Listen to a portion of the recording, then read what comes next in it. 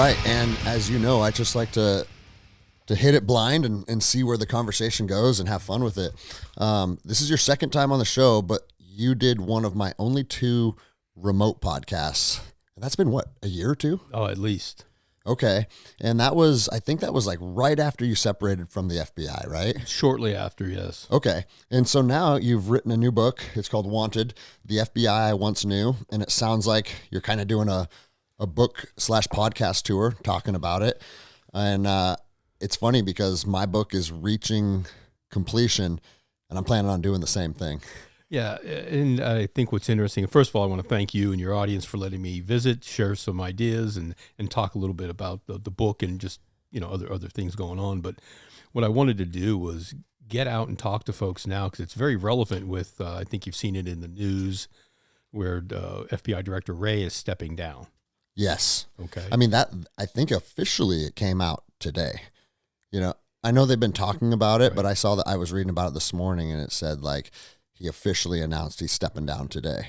Yeah, he's going to step down before the administration changes over. He hasn't given an exact date, but he has publicly signaled his intention to step down. Yeah. That was to me, it was only a matter of time. It wasn't an if, but a when. Of course. Because the incoming administration, the relationship there is pretty tumultuous. That's a great word. To put it mildly. Right? So, and the incoming president's already decided that he wanted a change in leadership and operating tone, which I'm sure we'll get into some of that course. here.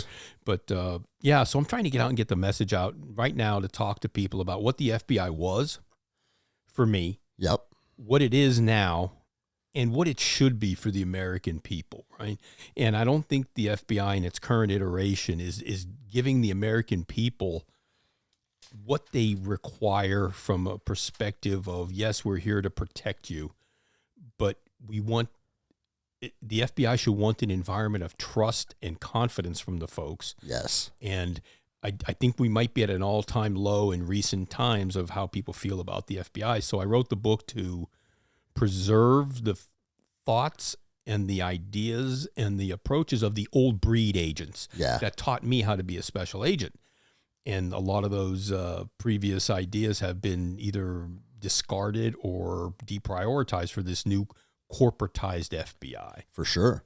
And I mean, Chris Wray, he blessed off on the raid of Mar-a-Lago, right? So, I mean, there's no way that the new administration is going to let that guy continue being the director of the FBI. But more importantly than, what this administration thinks of him or what that administration thinks of him, I think the biggest concern with the American people is that trust. Right. And it's exactly what you mentioned.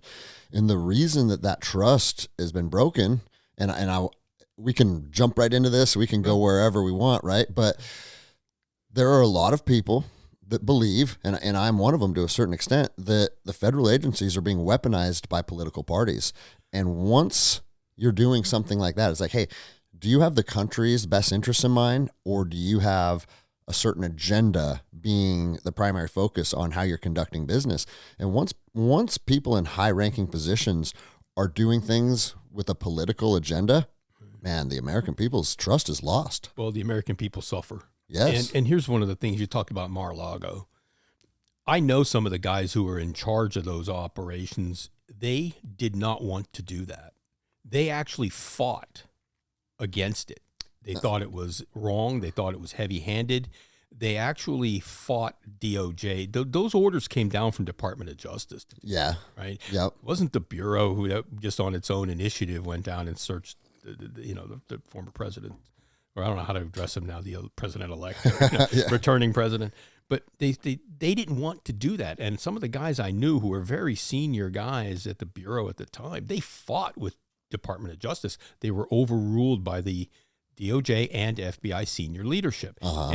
And we'll frame this up later, but whoever comes in, whether it's Kash Patel or not, through the confirmation process and everything, their success or their potential for success in actually resetting, reforging, and re-honing the Bureau is going to come down to the leadership team that they are able to form around them. And when you see that the current leadership team of the FBI has allowed it to drift into what I consider to be a declining or deficient culture in the organization, and then there's a deficient leadership environment, which then leads to questionable operational practices that we see as the public. Yes. Right? Yep. And when you see some of the nonsense going on, you're thinking, who thought that was a great idea? Yeah. And that's what I look at as being a former FBI person, special agent, executive manager. I'm thinking, who signed off on that? How was that a great idea? And how does that make the FBI appear to the public that they serve? Yeah. And I can speak for the American public because I feel this myself.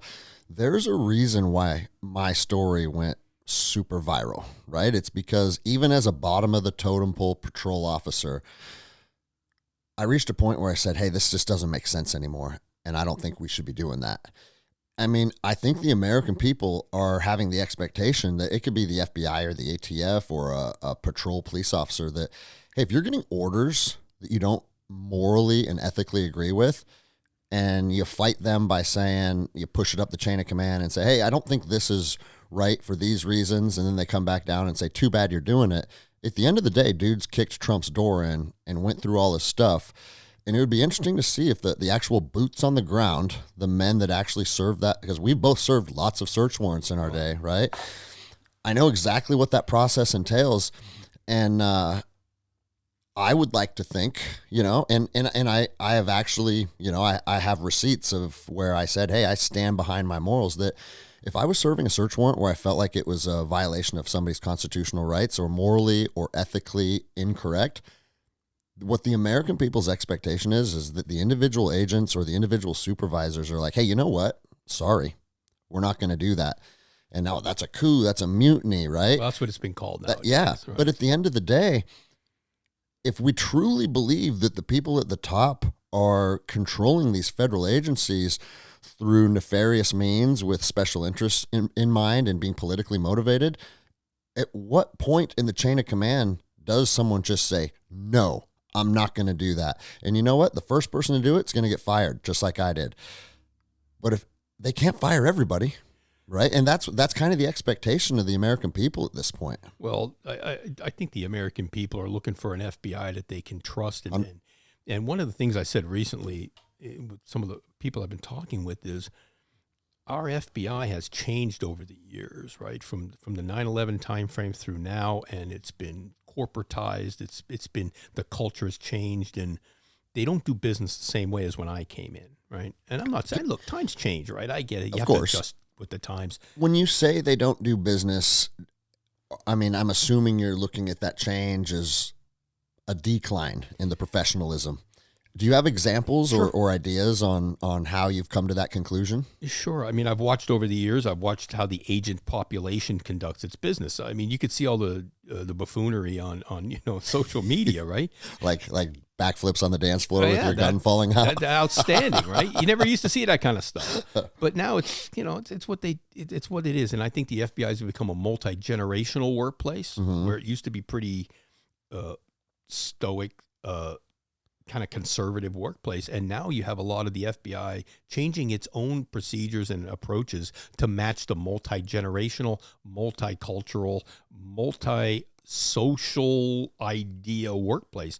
And I think they made some serious strategic errors when they started capitulating to all the younger folks who were coming in with some of these ideas. And, be honest with you, where are we hiring everybody from? The university. Yeah. Right? Yep. And what are they coming out of there with? What kind of thought processes? And the FBI started capitulating to them. Yeah. And saying we have to retain people and make our workplace.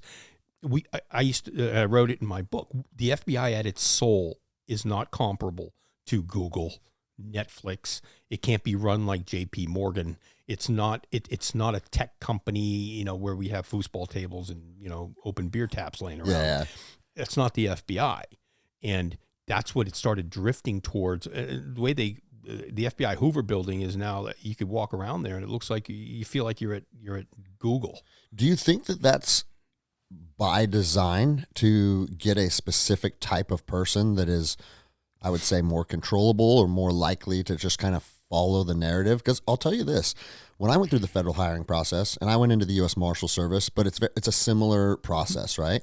Right. I was a Ranger team leader, an NCO, 14 combat deployments, and I also was 12 credits away from my bachelor degree. So it's not like I didn't have any education. I was right on the cusp of my bachelor's degree, as well as a decade of wartime service. And they said, sorry, you don't have your bachelor's degree. You're coming in as a GS5. And when I got there, there was these 22-year-old college kids that had zero life experience coming in as GS7s. And I remember thinking like, man, is this something that they're doing intentionally, or can they just not think outside of the box? And it's like, hey, this guy has 10 years of operational experience and leadership and a substantial amount of education. And then this guy he went to college for 4 years. He's going to be a higher ranking person. And it just seems like right out of the gates, it's just a backwards way of thinking. It's a deficient system because they go by an older set of credentialing models, right? In those where they assign those GS grades. Yep. It's done by a matrix of you have to have a 4-year degree. You have to have 3 years of this experience and that experience. And then the folks who do the human resources hiring, they have no latitude and they have no judgment. They look at things, and when we used to do hiring, I would say, why aren't these people being considered? Well, they didn't check whatever box or whatever. Yes. Something, yeah, but we're losing what I thought could have been superior members of the organization because we were inflexible. And again, it comes down to bureaucratic indifference, Greg. Yeah. They don't care. Is the organization going to be better if we were able to justify bringing a few folks in at a little bit of higher pay rate and get them in the door and help them? Or am I following the rules regardless if they're even detrimental to the organization? I'm still following the rules. Yeah. Well, and it makes me wonder because it's like, I mean, you know me, I put the tinfoil hat on and off very often, right? But if you don't want to incentivize veterans, is it because veterans may be the people that would be like, hey, I don't know about that? A perfect example, a guy, his name's Dallas. He's actually the guy that got me into jiu-jitsu. So he's had a massive impact on my life. Navy SEAL, bunch of combat deployments, master's degree, and he speaks 5 languages fluently, and he's a super athlete. Just one of those guys that hit the jackpot genetically, his intelligence. Like he is an absolute stud of studs. And I got into the U.S. Marshal Service, and he, just like a lot of guys that are in that nonstop cycle of deploying, he's like, man, I think I'm going to look into something like that too. I said, well, you can drop your application with us. And he did, and he got a response. He forwarded it back to me. He goes, bro, what's this about? And it said, like, the typical copy and paste. We appreciate your interest in the U.S. Marshal Service. Right. Unfortunately, you don't meet the candidate needs that we're looking for at the time. And it's like, what? And again, like, is it just some clerical oversight? Perhaps, but it's, man, if you're missing out on candidates like that, it makes you wonder what the hell's going on. I'll tell you what, I've seen it from being, you've seen it too, from being an applicant to being on the inside. And I think it's a combination of, again, that bureaucratic indifference. Don't care. Do you meet these check boxes? Yes. Yep. Right. No critical thinking, no judgment whatsoever. But I also think that, being part of the process is they are looking to bring in folks who are safe for them. Yeah. Right. No, I would agree with that. It's safe for them. There's low risk of bringing certain folks in. Here's what happened after 9/11. The FBI deprioritized the hiring of former law enforcement and military folks, right? And what was the thought process behind that? Well, because at the time, the FBI, after 9/11, we had our asses whooped, right? Mm-hmm. And what they found was the FBI, a lot of people don't realize this, it was not a very technologically advanced organization back in those days. And, everybody was kind of like, what's this computer nonsense? So this will pass, right? Still do our stuff in triplicate, and everything else. But when 9/11 happened, we found that we lacked the ability to work in certain technical infrastructures that our adversaries were pretty well skilled in. And they had new tradecraft and they had new operational models that they were working in. And we had to get better at it, right? And a lot of the older guys and ladies who had been there a long time, they just weren't tech people. So the director at the time, Bob Mueller, decided, hey, we've got to get some people in here that are more intellectual and tech savvy. I see. So they started hiring. They pushed the hiring initiative toward people with more of those emerging cyber backgrounds, political science, that kind of stuff, which, hey, it's cool. But what you lost was your pipe hitters. Oh, yeah. The organization lost all of its like horsepower, where you send the bureau out. I was telling Mike this, or not Mike. I was telling one of the guys, I've been on one of these, whirlwind telling people, but I said, the FBI used to be feared by our enemies and our adversaries. When you called the bureau in, it's like, holy shit, we just called down the lightning, right? It's not like that anymore, because our guys aren't those same FBI guys show up, suits, no shit, just the facts, ma'am. We're here to kick somebody's tail, right? Yeah. It's not like that anymore. And now you got a bunch of folks who are just a different bunch of people. They have different characteristics and attributes. They some of them lack command presence. Some of them don't have good interpersonal skills. Some of them, they struggle on their own levels, where before these were all things that bedrock FBI things that you had to be able to do is recruit sources, knock heads with dangerous people, and that's it. And what we have now is a very timid organization, risk averse. Yeah. And I actually, in my book, I told a quick story I'll share with you. I was coming out of a function, an evening function, and as I'm walking out of the function, I see a bunch of people standing around, milling about. So I walk over and say, hey, what's going on? And there's a gentleman in the middle of them, and he was former director Webster, right? Old man. 90s, in his mid-90s at the time. I said, what's going on? They said, we're trying to find him a ride. I said, why don't one of you guys just give him a ride? We're not allowed to. I said, what do you mean you're not allowed to? They said, yeah, we asked the lawyers if we could give him a ride, and they said it wasn't authorized. Right? So I'm standing there, and I'm Greg. That's the most government thing I've ever heard in my life. But I was stupefied, right? So I said, well, what do you mean it's not authorized? These are lawyers. They're not your supervisor. Yeah, they don't dictate what you do, exactly. Right? But these people, and I'll get to the moral of the story. I already know where you're going, yeah. But here's the problem. The fact that they even asked, yes, right, is a problem. The second thing is the fact that they acknowledged and complied is a problem. So I said, look, I'll drive him. I went and got my government car. Guy waited with him for me. Helped me get him in the car. He stopped traffic. I helped him come around. I drove him to his office on K Street, made sure he got in okay, right? No problems with the lawyers, everything else.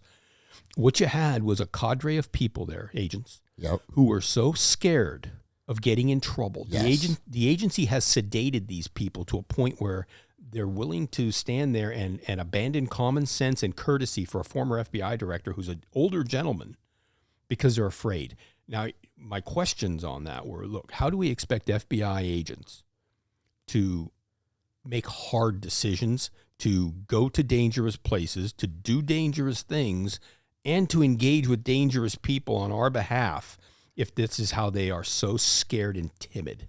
Yeah. And it makes perfect sense because... Did you guys call them your G rides? That's what we. Okay, that's what we call them in the Marsh Service, and we all had one. Well, right? Our term was that we were the Bu cars. Okay, and you had your G ride policy. Yeah. And from your workplace to your house could be this many miles, and you could deviate for these reasons. And 1.3 miles. Yeah, for groceries or for gas, right? And I remember I showed up to my buddy's house on Saturday in my G ride one time, and he's like, "Bro, what are you doing, man? Yeah. Like, do you know what's going to happen to you?" And I was like, well, statistically, do you know how often I get in wrecks and have problems? Pretty much never. So, like, I'm not too worried about it, right? But it's like, okay, using it on the weekend to go to your buddy's house, that's one thing, right? But that's a function. You said he was a former director? He was a former director of the FBI. Dude, and the agency doesn't give him the courtesy to give him a ride home because they're afraid of a policy violation. Right. Yeah, that's where we're at, man. But that's why they're becoming less and less effective, because we have these people who they're capable, but they're scared. Yes. There's another thing they call the DIOG, right? It's this domestic investigations and operations guidebook. It's about 1,000 pages of all the ways you can get in trouble for doing stuff, right? It's this monstrosity, and people inside the organization, and this is how the culture was changing, right? We're not building bold, brave FBI agents who are dragon slayers. No, we're building administratively pure, complying people. And sometimes you got to have some sinners along with your saints. 100%. Right? So here's your 1,000-page document of everything we can bust you for. Right. You know? And I said, I've never once seen an instance where the dialogue actually improved the guts and boldness of our FBI investigative cadre. Right? One time when I was in charge of a field office, I got a call from headquarters, right? I knew the guy. He's a good guy. But he goes, hey, man, you haven't had any compliance reports, issues. I said, because we're good up here. Don't worry about it. We take care of this stuff internally. Wait, they had an expectation? That I would be sending down compliance violations so that I could put black marks on my people. And Man, what happened to, I learned this as a private, that you handle problems at the lowest level. Right. So if you're part of a Ranger team or Ranger squad and me and another private have an issue, you deal with it. And we can sort it out amongst ourselves. We don't go to our team leader. Right. If my team leader has an issue with me and he can sort it out with me, the squad leader never knows about it, and so on and so forth up the chain of command. Because one thing that was always preached is like the higher up you go in the chain of command, the more headaches you have and the more fires you're trying to put out. So do not bring things up the chain of command unless you absolutely cannot solve it at the lowest level. Pretty simple concept. And they're actually encouraging you to push problems up the chain of command. It's crazy. They wanted those compliance reports to see that, well, we had this many, and they wanted to do, remember I told you the Bureau was corporatized. Yeah. So they wanted to be able to put them on graphs and trend charts and all this garbage. And I'm thinking, I told my legal person in the office, I said, listen, when our guys have a problem, our job is to teach them how to fix it. Yeah. And then here's what you do in the future to avoid these issues or whatever. And if it was done with good intent, and if it was done just kind of the cost of doing business, right? Sometimes you're going to screw some things up. Yeah, of course. Unless it required a report, we're going to take care of it here. Well, and here's the other thing that I always thought about, like, if you're going to put something in somebody's file saying, hey, you violated this or you made a mistake here, I always think about, like, man, how is this going to impact their career long term? Right. Like, at the end of the day, if I put something negative on somebody's record, that may potentially have the outcome of affecting how they can put food on their table. Now, I'm not saying that we shouldn't do that, because if you're making egregious violations and it affects you being able to feed your family, well, then that's your fault, right? But at the end of the day, if it's a good guy that just, like you said, just maybe had a lapse in judgment, do we really want to potentially hurt that guy's career? Because now they're going to lose trust in the agency. Their faith in their agency's gone. Yeah. Here's what I used to find mostly. It wasn't anybody who did things egregious. What they did, they either weren't thinking, they didn't understand the situation, or the situation they were presented with exceeded their skill level and their experience. Yeah. They didn't know what to do. So they tried their best, and sometimes those things broke bad. Yeah. Right? Because they were just overwhelmed by the situation. They were overcome by events. And in those instances where it's like, whose fault is it? Mine? I didn't send the right guys. Well, that's a Jocko approach, right? But whose is it? Did we not send the right people? Did we send folks who were going to struggle and ultimately fail? You know what I mean? So I used to try to look at it from that perspective. Well, bro, that's a much, like, if there's a problem in your team, you should be looking at yourself first, right? Oh, absolutely. Instead of being like, oh, well, you could have done this, you could have done that. What could you have done better? And that's also going to get the respect of your men. Oh, yeah. One thing that you said a few minutes ago is you said you've noticed that agents are lacking like interpersonal skills. And I don't think that that's just with federal agencies. I think that's with law enforcement as a whole. I think it's with our society. Yeah, 100%. You're right. Because society. But you don't see like just random interactions between people necessarily online like you do to the extent of law enforcement officers. Because every time there's any type of interaction, people are breaking their phones out. And man, I see so many cops, like, they just don't have the emotional intelligence to have any type of control of the situation.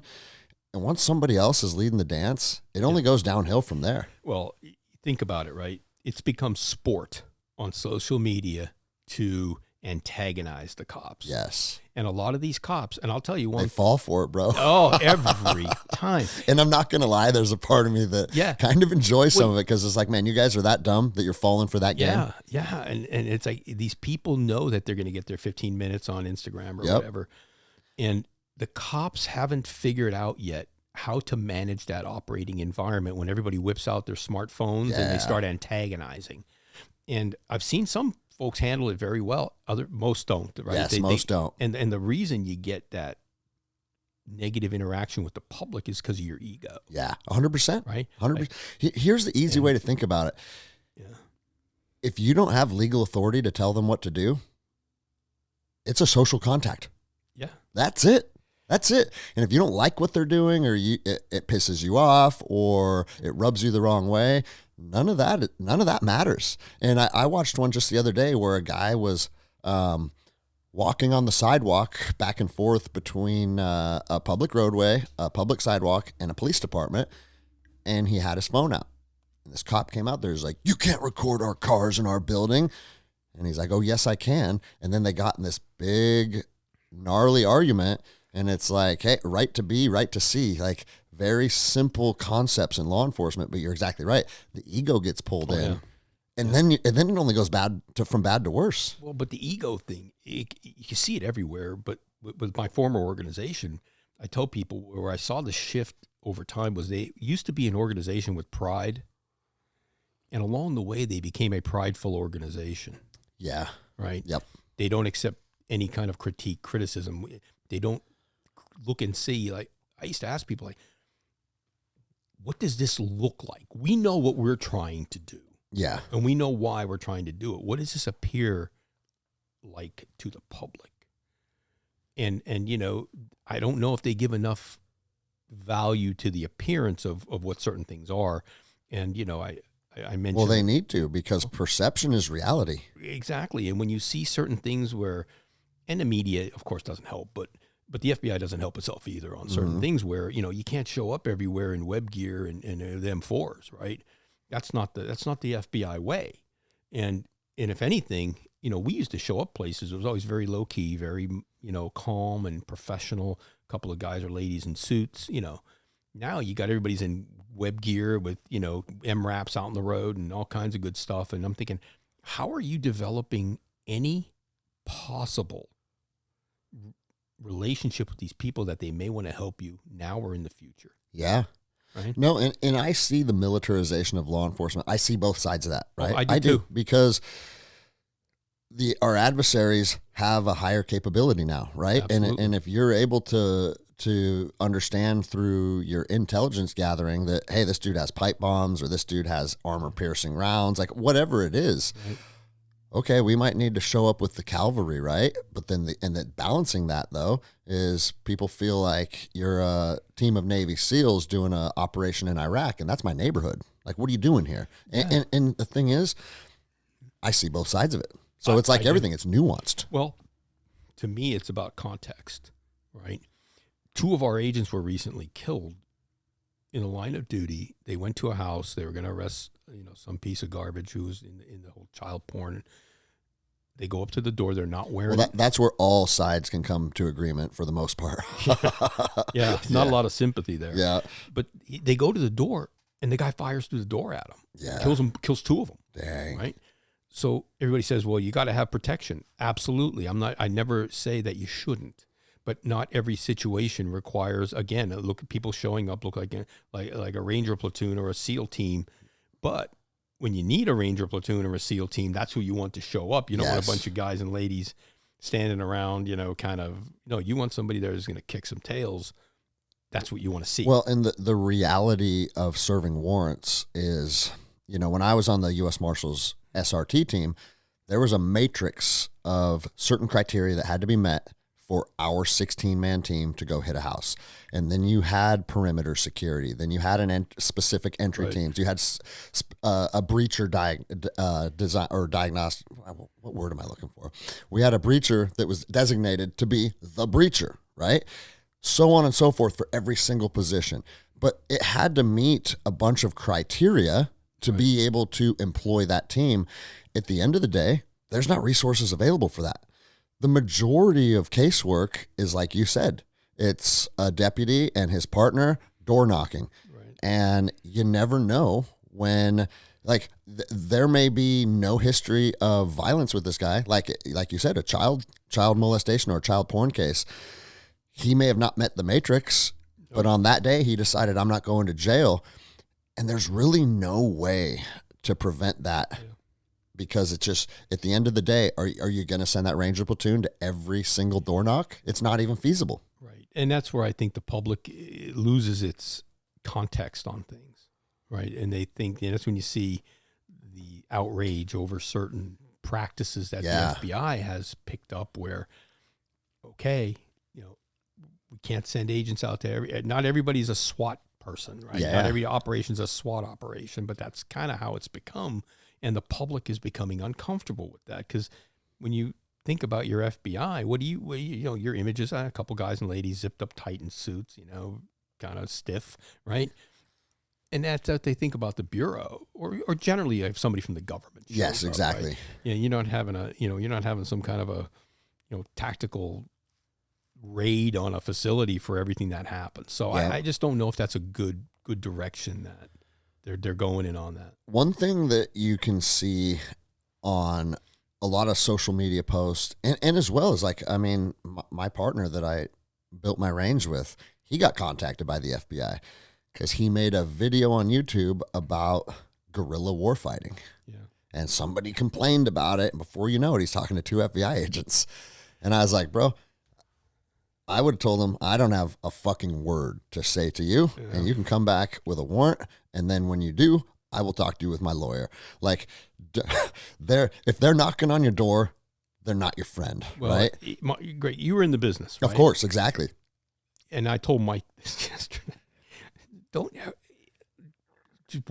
I would recommend you don't talk to him. Yeah. Right. And I used to be exactly. in the business. And that's why you recommend it, because you know how the game is played. Everything you say can and will. Yeah, exactly, right? Against you. And so, but what I've noticed on social media is the ones that really get people riled up are the ones where you can look into the agent's eyes or the officer's eyes, and they know they're doing the wrong thing. They're trying to keep their job. And they're trying to keep their job. And I'm sure you saw this one because it went super viral, and it was 2 agents that walked up to a guy's front porch and they said, "Hey, we want to talk to you about a Facebook post." And he goes, "Can you show me your badge and he said, or no. your credentials?" They said no. And they said, "Well, you can see our badge on our belt."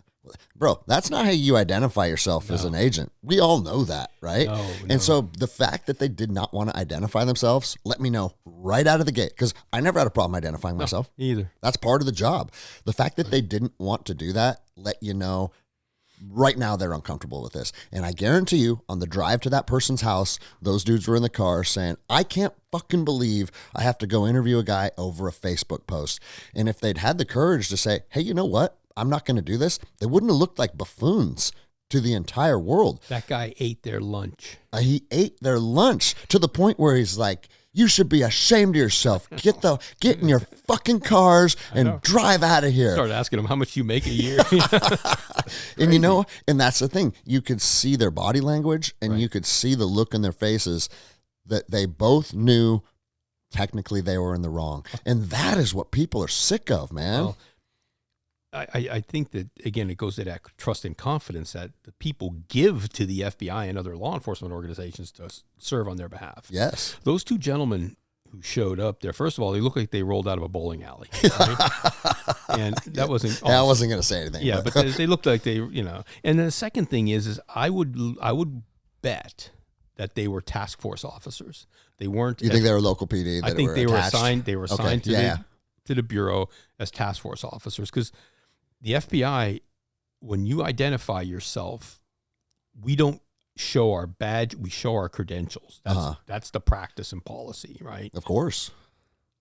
The cops only have a badge. Yeah, that's right. Right. So anything you get from them, their name, their badge number and everything, that's their identifier. Now, when they get deputized, they're given a set of credentials. Okay. With a picture, and they're considered to be specially deputized U.S. Marshals. The marshals are the ones who extend the deputation authority to, and everybody else kind of uses it, right? Because I used to swear people in on the task force. And here's a pro tip for any law enforcement officers out there. You will make way more money being on the task force than actually joining the agency, because you guys get overtime. And if you're part of the federal agencies, you do not. That is true. That is true. But I'll tell you something else, but and I've seen a few other of those interactions that have been unflattering, right? To me, it shows a lack of training. Yeah. Right? Yep. Hey, go out there and talk to these people. Okay. Right?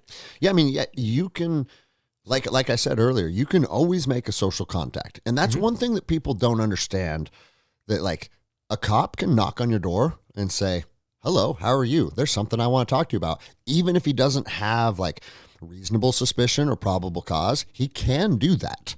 But then you can also say, get the fuck off my porch, and slam the door in his face. Right. And you just have to understand how that works. But I saw a clip recently where a police officer, somehow he knocks on the door. One of the younger folks in the house, child, opens the door, invites him in, trying to be, I guess, polite.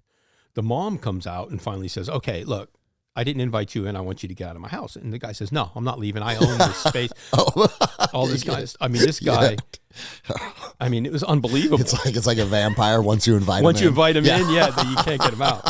But it was unbelievable. The guy he just said, no, I will not leave. I own this space. I own this and this and that. And this woman's screaming at him, get out of my house. And he wouldn't get out. And I'm thinking, where in a shorter long-term view did that enhance the view of the local law enforcement community with that family and everybody else on the internet now? Yeah. Right. So, well, here's the thing. I think there needs to be consequences for cops acting in egregious manners. And what we're seeing is, because accountability is huge, right? But the only time we see accountability on police officers is when it's a political agenda. It's like, this guy did something and it involved a black man and BLM's mad at him, so we're going to fry him, right?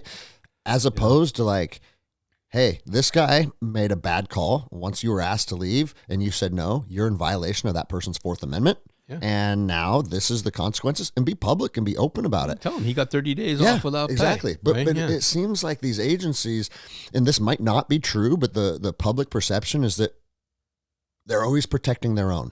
Because one thing that you read all the time, and I don't know if you ever peruse the comments of when you see a cop acting in a bad manner, like a video like that would be a perfect example. Yeah. The majority of the comments are like, they always fucking protect themselves and they back their boys. They're a club and you're not in it. All that kind of stuff, right? And again, perception is reality.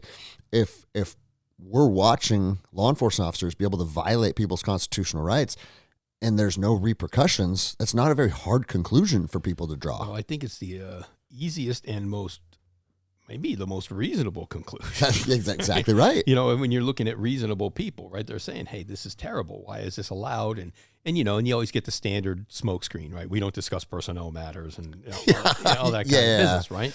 It's an ongoing investigation. Yeah, and then you just hope they forget about it after a while. But I really do think that the culture across the law enforcement community, though, has declined over the years to where they're more worried about filling billets than they are about getting the right people with the right attributes and the right personal skills to be in those positions to interact with the public. And not only that, but you have to go from, hey, and this is one of the things I talk to people about being an FBI agent and being a marshal like you were. It's like, I can go from one day of dealing with the people in the worst swamps of society to speaking with people who are CEOs of multi-million-dollar companies to testifying on the Hill in front of our national leadership. Yeah. Right? You can make that continuum of contact. How do you get the skills to do that? The agencies don't do a good job in providing you with, and that's one of the things I also wrote about was, we expect these people to know how to do these things without the mentorship of the senior folks who say, no, dummy, this is how we do things. And we've lost that type of environment. Well, and I think, a byproduct of losing that type of environment is eventually the word kind of gets out, and the same type of meat eaters aren't attracted to the profession anymore as a result. Me and Lappin talked about that on the 2 or 3 episodes ago. And it's like, man, law enforcement used to be like, dude, I'm going to go fight crime. Yeah. I'm going to go find bad guys. And when he was a young cop in New Orleans, he's like, bro, I never wrote tickets. I never did any of that. He goes, I literally would go find dudes selling dope and chase them down on foot. And he's like, I'd get in a couple fights a week. Yeah. And guess what? My leadership loved it. There was never an issue with It was that. a different time. And, that position almost doesn't exist in law enforcement anymore, because I'll tell you what, the end of my time in law enforcement was at the port, where it's like, man, that was smooth sailing. We didn't get in many foot chases or uses of force, but when you did, it's like all this report writing and all this review. And it's like, eventually, like, if you're in the right, you get cleared, right? But it gets to a point where it's like, do I even want to go out and do this and have to go sit in report writing for 5 hours? And again, for my agency, I'm always very clear, because I know he was a fucking port officer. You're right, I was. My last 4 years in law enforcement was pretty cush, but every once in a while something happens, right? Yeah. For a lot of agencies, it's the same thing. Anytime you do anything, it's scrutinized to the highest level. And you know what that leads officers to do? Because I know exactly what it leads them to do. Nothing. Back into an alley, right? Put their phone on their dashboard and watch Breaking Bad. Well, we used to joke about it. Big cases, big problems. Small cases, small problems. No cases, no problems. There you go. Right? Yeah. And you find other things to do to occupy your time, right? Yep. And that's where the agencies and the organizations are not providing the top cover for their people to do the difficult jobs that we're asking them to do. 100%, man. Okay. And I write about it a little bit, where I think the FBI lost its warriorship along the way. Yes. Okay. I say FBI because that was my agency. I was just going to say, I think that applies to law enforcement as a whole. But we lost our warriorship. And I'm not talking about, going out and shooting people. And if you're going to say, well, you're not at war. No, I'm not talking about that.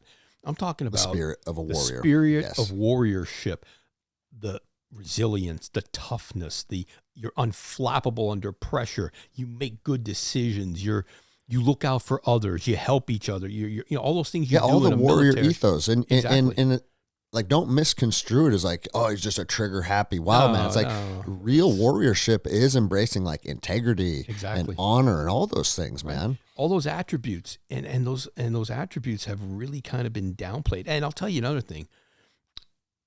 Without warriorship, you can't have effective protectorship. There you go. Okay. It just doesn't happen. Everybody says, well, we need protectors, not warriors. Bullshit. Well, it's like the Jordan Peterson quote, like, you're not a good man because you're incapable. Right. It's that same mindset. Yeah. If you want someone to be your protector, it should be dangerous. They have to have that switch. And when it gets flipped, watch out. It's like that old, there's an old saying, I think it was attributed to Ernest Hemingway. I don't know if he actually said it, but it was attributed to him. But it said, people sleep comfortably in their beds at night because rough men stand ready to do violence on their behalf. Exactly. Right. And it seems like our society now no longer wants to see or hear about those rough men. I hate it, bro. It's my biggest mission on this podcast, because not only do I not think we need those rough men in the agencies, I think every bedroom of head of household should be that rough man. Well, I think we're a lesser society because we've downplayed and discarded those attributes of men to now be nice people and everything else. And when I saw it happening in the agency, I listened to people talk about everything later in my career. Well, this is hard. That's really hard. That's a lot. And, the people are, it's a lot for the people. And I said, all right, hang on a second. We're the FBI. We're the heavy lifters among heavy lifters. What do you mean? We're not bagging groceries here. What are you talking about? Yeah. It's hard. And what I did was I used to keep a really large whiteboard in my office, and I used to write stuff on it as messaging, but I also wrote it as, hey, here's the SOP. Right? This is what, if you have a question, look at the whiteboard. Yeah. And I had 4 rules that I called them the rules to live by. The first rule was tough shit. I had them written on the board. Uh-huh. And basically for tough shit, is, hey, bad things are going to happen. Things aren't going to go according to plan. You're going to run into problems. Deal with it. We lead. We figure things out. We don't assume the fetal position. Right? Yep. That's kind of like Jocko's good. Right. It's same good concept. But mine, I wasn't as articulate as Jocko. No, Jocko's is actually less articulate. But it just resonates with people. Mine was tough shit. Yeah. Right. The second rule was, if it doesn't suck, we don't do it. Mm-hmm. I said, if everything was easily managed and easily handled, somebody else would have already taken care of it. If it comes to us, and things that came to my desk were always national level problems at the end of my career, I said, look, if things are easy, someone else will deal with it. We do things that are hard, difficult, dangerous, complex. Somebody's already screwed it up to the nth degree by the time it gets to us. Yeah. I said, so we seek out things that suck so we can sharpen our skills. And I said, when people are in trouble, when they're scared, they should know that the FBI is always their best bet when things suck, right? The third rule was assumption is the cause of bad things. Oh, bro, you're not lying there. Know? And I told them, look, in our job, the penalty for error could be people's lives, could be people's well-being, it could be loss of life, property, whatever. On the easy side of it, it could just be embarrassment. It could be, things don't get done on time. You get the demerits on your performance review, whatever, right? But I said, don't assume when you have the opportunity to test for outcomes, ask questions. Don't be afraid to question things, right? The last rule was never be a liability, right? Mm-hmm. When the FBI shows up somewhere, everybody should say, thank God they're here, right? Yeah. They should look at us as an asset. When we're in charge, we pull hard, and we are considerate about who's doing what and who's helping us.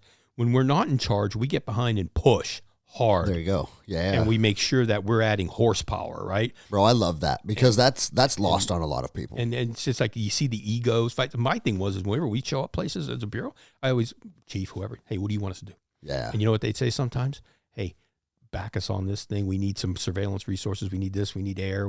Got it. Or they would say this. Thank God you're here. Can you please take this? Yeah. Because they know they're in over their head. Exactly. Yeah. So, but that's what I mean. And both paths should be readily accepted by both parties. Oh, yeah. Yeah, but do you see all the cat fights about who's in charge and who's not and who's take up primacy? That's always a dramatic scene in a movie. Yeah. They just walk up in the middle of this is an FBI case now. Yeah. Who's in charge? We are. Yeah. One of those. But those are the 4 rules, Greg, I put together and put them on the whiteboard. And I said, and we used to joke about it, and my guys would come in and we would talk about something. And they'd say, yeah, I know.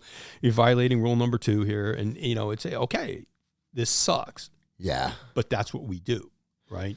And we can't, if we get back to that, just to those 4 simple things, the FBI would become competitive again.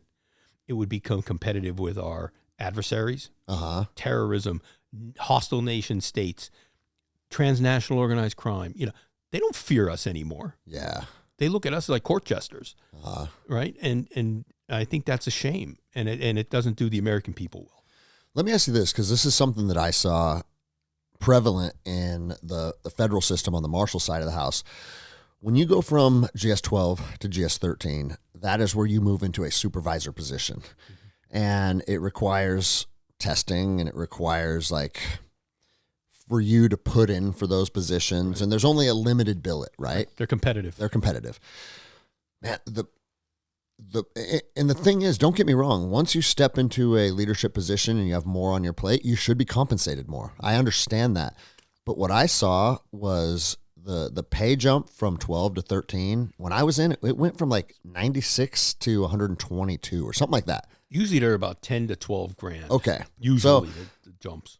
Man, that's a pretty substantial pay raise. Right. And I saw a lot of people, which I would say were motivated by the money of a leadership position as opposed to the responsibility of a leadership position. Well, I'll do you one better. Okay.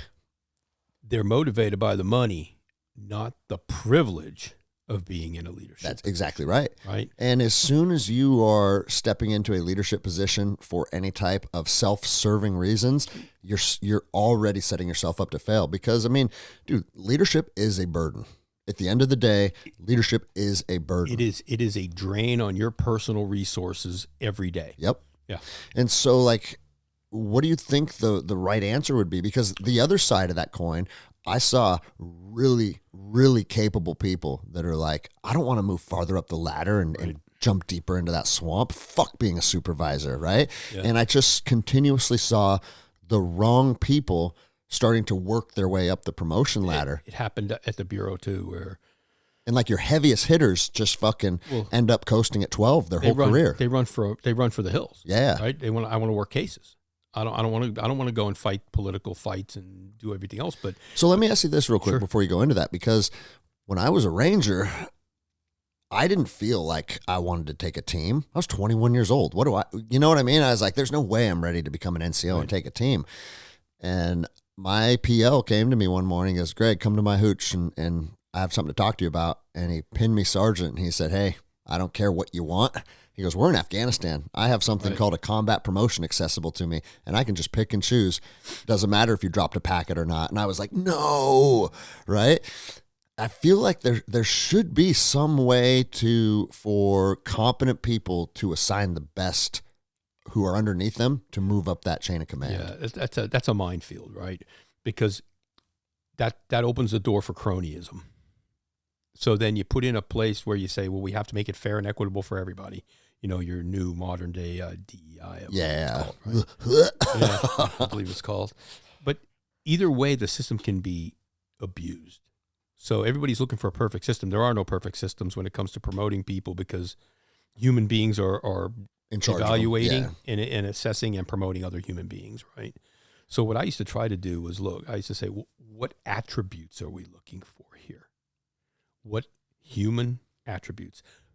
Are they honest? Are they dependable? Do they have good judgment? Are they able to make decisions in an objective fashion? Right? Mm-hmm. We used to look at all those things. I used to always be a villain in certain more of a villain than not. But we wouldn't promote people who were waiting the next in line, and they would threaten the lawsuits and the EEO and everything else. And I told one of the jobs, I said, look, I had a fight with the deputy director on this one. I said, I don't need another smart guy in charge of smart guys. I need somebody who's going to lead this organization right now. It's insular. It's backwards. It's not going to be successful if we don't do this. So I fought with them to do it, put this guy in charge. He did a remarkable job in turning this place around, right? Getting them back to an operational mindset, getting them back to it because he was a leader. Mm-hmm. He wasn't the smartest DNA splitting scientist we had. So I used to get a lot of those type of situations where I would not take the next in line, right? Yeah. And people hated you. You were hated for it, but it was better for me. It was like, what benefits the mission and the organization most? And then I can look at, it's the old mission, man, equipment, self type of thing. Yeah. But I would look at it that way. And a lot of people, you know what they're afraid of, Greg? I don't want to get a lawsuit. Yeah. I don't want to get an EEO against me. So you'll let the whole agency take a hit. The whole organization. Just to CYA. That's it. And that's where it's crazy, man. Yeah, but we're not. But here's where it rolls down from on high. If the folks up on top were providing the training, the teaching, the mentoring to say we're going to make good decisions, we're actually recruiting and training our successors. We're not going to settle, and then give you the top cover when you have to make some of those hard decisions, then I think things would be better. Right now, the higher ups are, saying, hey, put those butts in seats. I got to do this report and I can't have 6 openings. Yeah. Right. So you're like, well, we don't have any good candidates. Pick one of them. They meet minimum quals, pick one. Uh-huh. That's the mentality. And we're seeing decades of that come to a head. And that's what I was just going to say. This has been like kind of the frog in the pot analogy, Absolutely. Right? It's like, oh, well, we're not going to push back on this. And then we're going to allow like DEI to start to grow into this out of control monster over here. There's a bunch of different like pillars that have made these federal agencies start to become just weaker and more compromised. And now we're to the point where, let's say they put Kash Patel in, mm-hmm. and he says, hey, this is the new hiring standard. Now, this not only is this a new hiring standard, this is the new standard if you're currently an agent with us and they start to try and implement new things. What's going to happen? Crying across the board, lawsuits, and mm-hmm. everything's going to be tied up in gridlock. And it's like, is there a way to lead the way out of this to motivate people to be better, as opposed to like, hey, this is a new mandate? No, and here, if I was in a position to counsel Kash Patel, which maybe you will be, who knows, right? Who knows? But I would tell him there are 3 things you have to look at first. 3 things. Day one, you're going to have to go in and you're going to have to talk about the culture of the FBI. This is not where we would like to be, folks. Here's where we're heading. Give them an endpoint. Tell them where we're going. Second thing is our leadership practices are, I would consider to be deficient. This is where we're going on leadership, and this is how we're going to lead. he's going to have to excuse a lot of the people at the top. Yeah. He's going to have to get rid of them.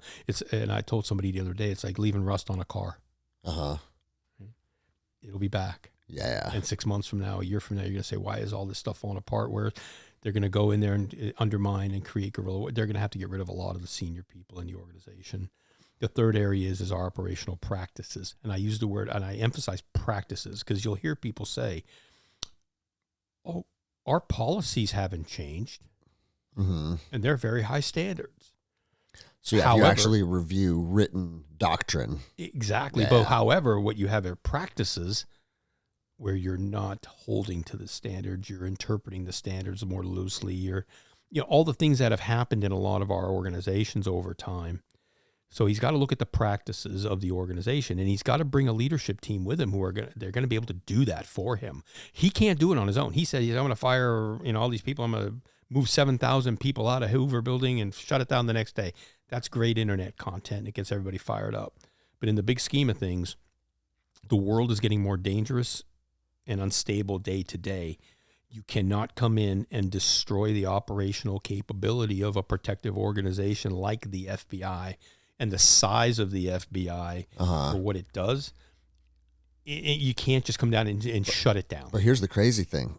I think so many Americans are so fed up with the government that it's like, you know what? I'm ready to try something radical. Fucking shut them down, dude. Well, that's what they're, even if it does sound like good internet content, like when people are talking about abolishing the ATF, abolishing the IRS, I'm like, yeah, let's see where it goes. Because what do we know is when we let these agencies run amok, it doesn't work out better for the American people. So a lot of people are at the place in their life where they're like, you know what? Burn it down. Yeah, burn it down and see what happens. Well, I'll tell you. And it's actually a reasonable place to arrive at, I think. Well, I think people have been pushed into it. That's exactly right. You think about this, right? The Bureau, the size and scope of the Bureau. Not to fucking cut you off, but our fucking Pentagon can't meet an audit. No, for years. But if you and I don't meet an audit, we're going to be put behind bars. People are fucking fed up. Yeah, no, you can fail on a spectacular level, with zero consequence. But you and I are a couple of dollars off on our tax return. I have some guy giving me a proctology exam, for my finances for the last couple of years. But with the Bureau though, what's interesting is people don't a lot of times they think the Bureau, they look at them in two ways: either they're omnipotent or they're just inept clowns. Yeah. Yep. And the truth is always somewhere in the middle. Of course. The organization is large and powerful. It's just lost its will to do things properly. I was telling somebody the other day, just to tell you how big the FBI is, the program that I was in charge of at FBI headquarters, I had more money and people than the entire ATF as a separate agency. Okay. I managed more money and people than ATF. Yeah. I had more money and people than the Marshal Service, right? So maybe we should be targeting the FBI and not the Bureau's ATF. Huge, right? Yeah. But you can look at the mission scope of the Bureau and say, should they still be doing some of these things? Maybe not. You can take some of those things, move them to the marshals, move things. I'll tell you what, the FBI could almost absorb the entire ATF mission. Yeah. And if there's some odd cats and dogs stuff, you can move it to either the marshals, DHS, HSI, other folks. Right? You can do these things, but there's no political will to do it because it's painful, it's messy, and all the political daggers come out, and then everybody just leaves it alone. Yeah. I think one reason why everybody's just kind of at the end of the rope is like just all the frivolous government spending, right? Oh, yeah. So like, you know what? Let's just cut all these agencies. But what they don't realize is exactly what you said. Those people are likely just going to get shuffled around into different 1811 positions or whatever their current title is. Well, they're going to call me in the office and say, give me your FBI badge, here's your marshal's badge. Exactly. Yeah. Right. And your paycheck's going to remain the same. Absolutely. And that's the way the government does business. But what you need is a wholesale change in our approach, right? And I just don't think there's the political will to do it. It's hard. It's messy. I asked a question of somebody, if he sends people out to the field, 7,000 of them, where's he going to put them? Mm-hmm. You going to double or triple the size of some of the smaller field offices? In your old marshal's office, how many people did you have in it? Well, we were downtown LA, so we had like 80 or something, a big office. So what if they sent you 200 more people? Yeah, there's already enough people in the lunchroom twiddling their thumbs. Right? Yeah. Where are they going to sit? What are you going to do with them? So the logistics on it would be impossible. I think the American people think that dismantling these agencies means all these people will be fired. And that's not going to happen. And it's not going to happen. And to tell you the truth, like, yeah. Hey, if you have to rebuild your life because this agency has been determined to no longer be something that serves the American people, it doesn't really hurt my feelings at this point. But at the same time, on an individual basis, good people doing good work, and now it's like, fuck, you're out on your own. But I also think that people are kind of arriving at that point, you know? Well, I think a lot of folks are starting to get to a point of just irritation with everything. Yeah. I mean, if they weren't sending all of our money to foreign wars and whatnot, this probably wouldn't be as big of a deal. But now that like everything is under a microscope, people are just like, dude, where can we trim the fat? And then you got Elon Musk coming in saying, I can cut the federal government by 80%. Yeah. Well, and here's the thing, I bet he can. Did you see that there was that guy who got elected in Argentina? Yes, of course. Crazy dude. Yeah, driving around with a chainsaw and shit, dude. He's outstanding. I just saw. I was going to say, he's my vibe, bro. Right? But he just put out it was a list of accomplishments. But Argentina, for the first time in 123 years under his just very short time period, is no longer in a budget deficit. Yeah. Right. He cut thousands of federal workers. He cut agencies. He just got rid of whole parts of the government. He's very anti-communist, anti-Marxist, all that stuff, that socialism and everything. And how long has he been in office? A couple of years? Yeah. And dude, here's the thing too. If you get pulled off of the government tit and you had a cush job where you worked 2 hours a day and then just sat in the lunchroom shooting the shit, and like, it's going to rub a lot of people the wrong way. But I'm here to tell you, once you start to like make something on your own happen and you create something and you find independence and you don't fucking answer to other men, it feels pretty damn good. And a lot of people may never step into that journey unless something catastrophic happens. But if it happens, figure out a way to be okay. Winners win, you know? I think you're absolutely right, but I think we've got a society right now where everybody's so used to being taken care of. Yes, for sure. Right?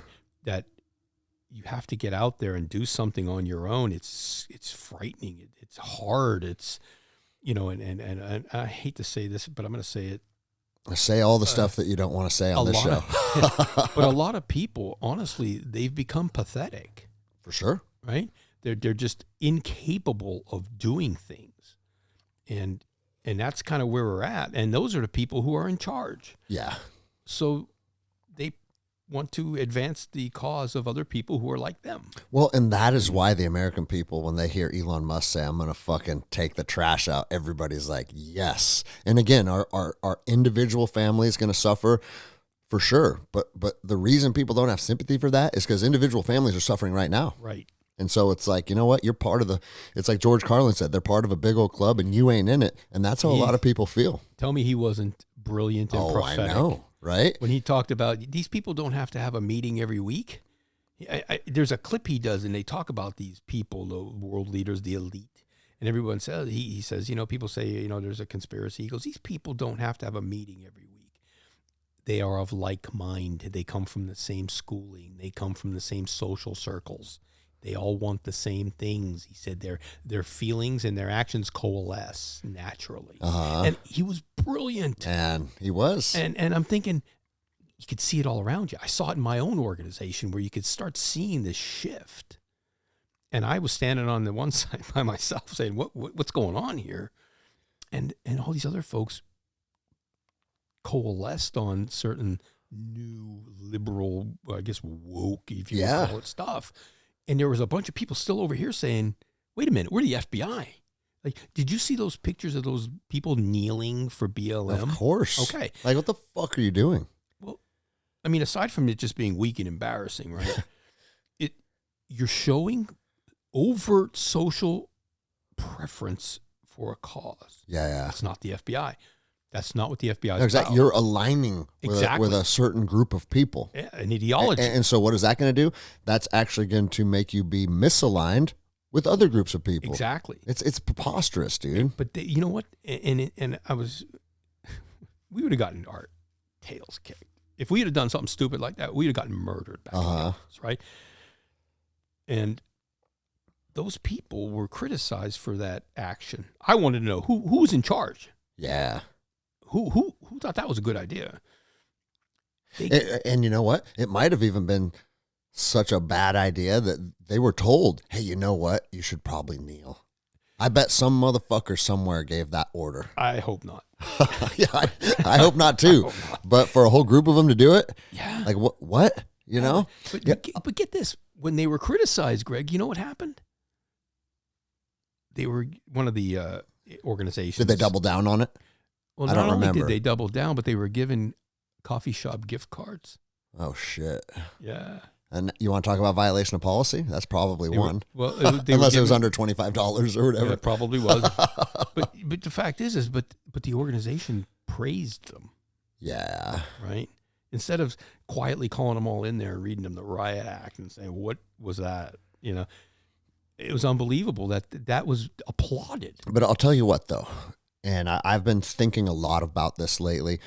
All those little instances like that, every single little last one of them is also what has made the American people so fed up that you saw what you saw in November. Yeah. And, I don't know what your take on the 2020 election is, but now that the 2024 election results came out, you look at those numbers, it's pretty perplexing, to put it mildly, right? Well, and I honestly think the fact that regardless if it was stolen or it was not, I think the fact that Joe Biden was elected and they just moved into this radical woke ideology, and they're putting people in charge of health that are overweight men that think they're women, right. And they're putting people in positions that are prolific luggage thieves that think they're a woman when they're men. Just all these things that it doesn't matter what your political ideology is. You look at it and you say, something feels off here, right? It got to the point where, let's just open our borders. We don't need to worry about border security. You don't have to be a tactical genius to understand that probably doesn't make sense. Well, leave your front door open. See how many people wander on it. Bro, I love, I'm sure you saw some of those videos where they're like, they would go to ultra liberal cities and be like, what do you think about sanctuary cities and housing migrants? And they're like, I think it's the greatest idea in the world. Well, cool, because this is Jose and he's going to come stay with you. No, I don't know. What? Right. You know, because it's easy to promote an ideology, but when you actually have to step up and be part of it, none of those people actually wanted to do that. And that just lets you know that their ideology is rooted in fakeness. But all of these things that got shoved, or the biggest one is like, hey, if your 11-year-old daughter wants to cut her tits off and pretend to be a boy, we're going to do that. And you can't stop us. Yeah, well, it's a good thing that my daughter's one of those people, because there'd be a fucking office full of dead people, period. Right. You know what I'm saying? But here's the deal. Everybody whose brains worked properly, and bro, this is not those aren't left versus right issues. No. You go listen to Bill Clinton talk, and he's basically a MAGA. He's on team MAGA, you know? People got so fed up with just being told what we're going to believe in and being told how to think and being told like, oh, if you think this is wrong, it's because you're a xenophobe and you're a racist and you're sexist. Yeah. That it created this momentum where people are like, we're fucking done. Well, and now you're about to see the fallout of that. Well, what you're going to see is the reaction, right? Yep. And here's what happens, and this is one of the things, you know, when you look at things, and you've seen this in your career as well, you know, military, whatever. When you create one extreme position, you automatically create an opposing extreme. 100%. Right? Yeah. It's natural. It's nature, right? It happens, right? Well, bro, like I just said, I never wanted to shoot physicians. Right. Oh, but if you think you're going to mutilate my daughters, well, now I'll become that extreme opposition. Right. And so that's what happened. That's what you saw.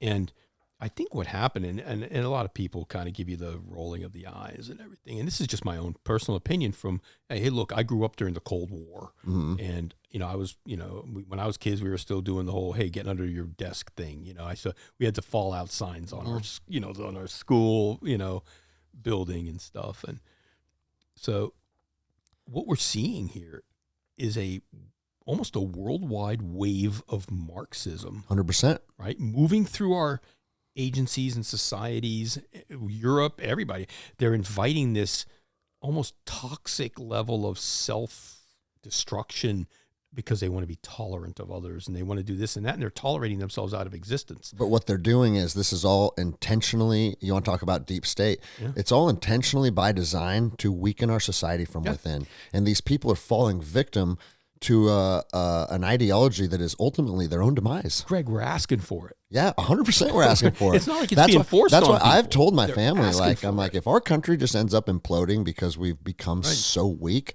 hey, that's what we get. And everyone, all the men can go look at themselves in the mirror, and the ones that are wearing dresses are going to have to ask themselves, man, how did I get tricked into this? You want to take it a step further? I think Vladimir Putin is one of the only world leaders that is pushing back on this, and that's why he is now the enemy number one. Well, you know what I love to see too is over in Poland, the migrant problem showed up at Poland's door. The Polish military is actually, they're shooting at them.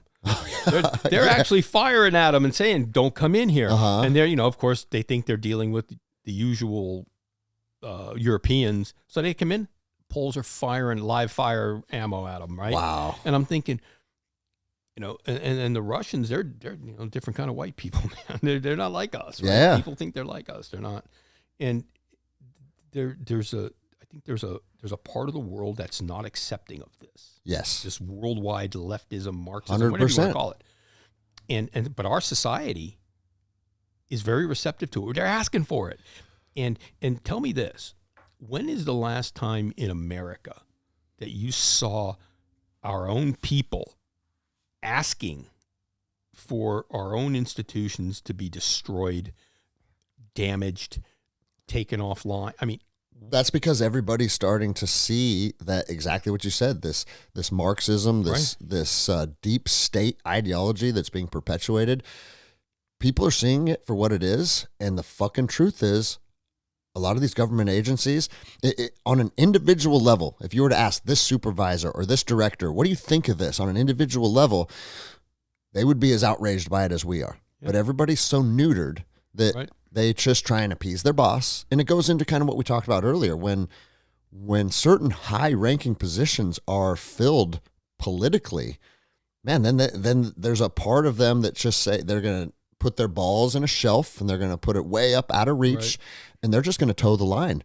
And we're seeing the result of men towing the line for the last 35 years. Well, it's been a steady erosion. Yeah, that's what I'm saying. Yeah. And I'll tell you what, though, I think this is where they made a mistake. The steady erosion, I think they thought that it was past the tipping point or the point of no return. Right. And in 2020, they just turned that dial too far, too fast, and enough men like us said, hold the fuck on a second. Well, there were people willing to fight, or at least stand your ground. That's right. Right. And bro, and the reason that I'm not afraid to talk about this stuff, because I've had friends and family be like, bro, like you got to be careful what you say.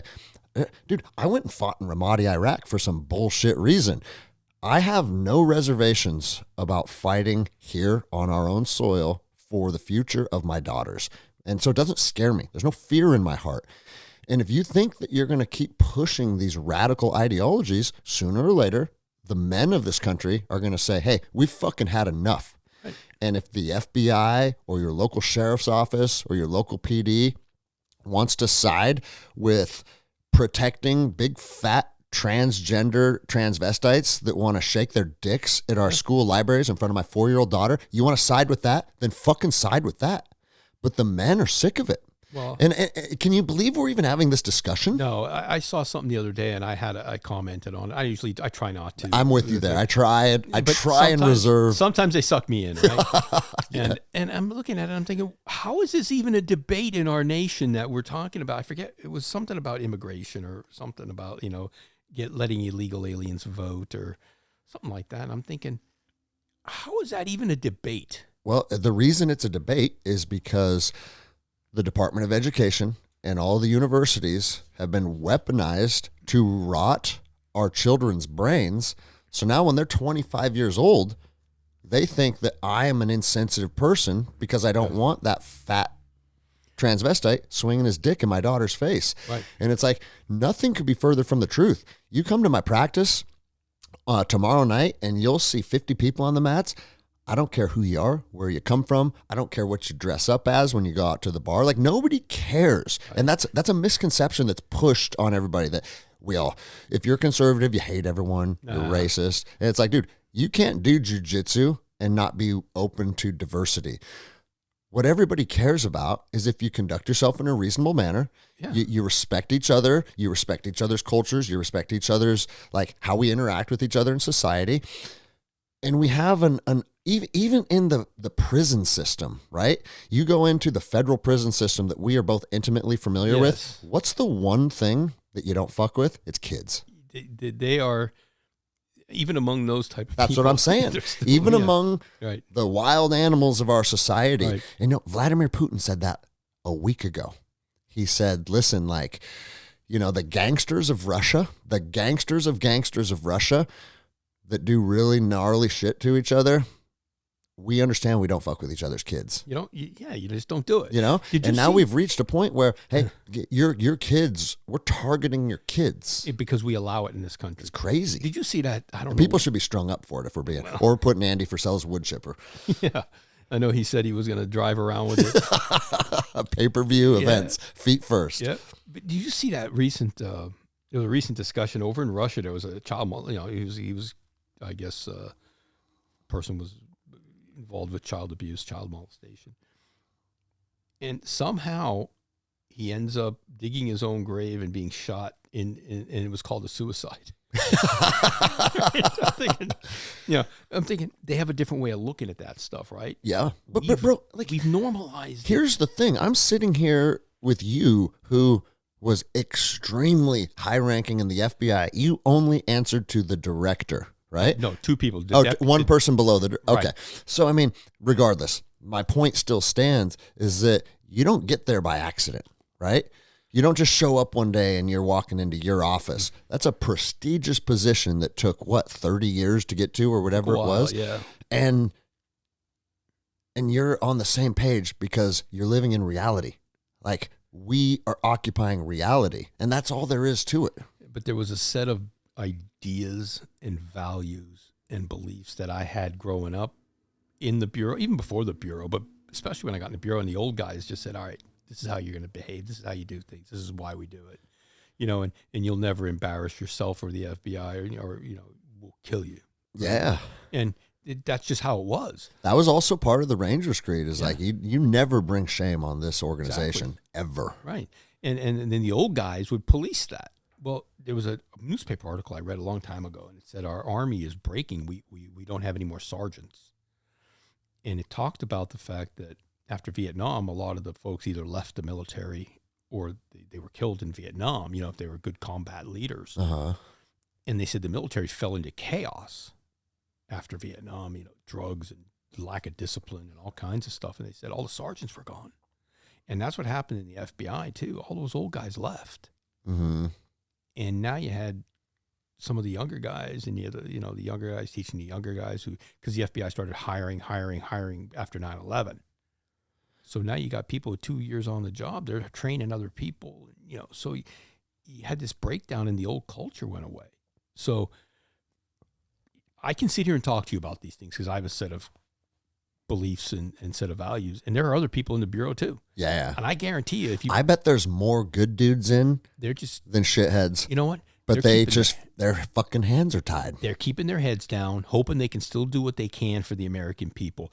I got an email just yesterday from a dude telling me about the abysmal situation he was in when he left the Bureau. He's a 20-plus year guy, left hanging out to dry. He said I tried to resolve a few issues that had been there for decades, ignored by people. He's a former Marine, and he goes, I was left out to dry. All I heard was everybody talking about, FBI, this family, FBI, fidelity, bravery, integrity. He said it's all bullshit. It's cool to paint on the wall of your squad room or whatever, Well, it's like, hey, action over words. Yeah. Right. And he said they talked about it, but they didn't do it.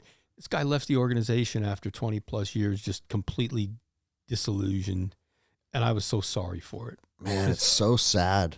Well, and bro, that's a thing that's important to bring up, because this is another reason why a lot of people are kind of disgruntled with these agencies is they preach family first. They preach integrity, honor, justice, all these things. Like you said, they're cool little talking points. They make a neat sticker or you can put them on your coin, you know? Yeah. And then when a situation arises where, hey, like, I need you to have my back, very, very often people feel like they get hung out to dry. Dude, a perfect example of this is, and I hope to have him on the show one day, because he was a friend of mine when I lived in Los Angeles. His name was Deputy Ikowitz. You can Google him and read about his story, because he got in an off-duty shooting in Los Angeles and killed a guy off duty. Now, regardless of if you think it was a good shoot or a bad shoot, the Marshal Service declared it a good shoot and decided not to punish him, right? Okay. Bro, he was back to work, serving warrants, protecting federal judges, producing prisoners for court, carrying a gun on behalf of the U.S. government for 3 years. But because there's no statute of limitations on murder, guess what happened? This radical prosecutor from a separate district, reviewed the case and said, you know what? I think I have something here, and I'm going to bring charges on him. And this is what happened, bro. And Matt was a friend of mine. When this prosecutor decided to press charges on him on a 3-year-old case, my chief called him and said, hey, Matt, I need you to report to the cell block for something, right? Because what do you do when you go into the cell block? You put your weapon in your wall locker or in your safe. Bro, the FBI was in there to arrest him.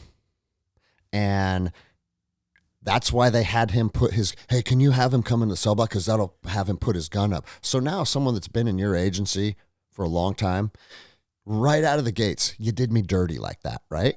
And bro, it gets worse. The chief was an expert witness against him.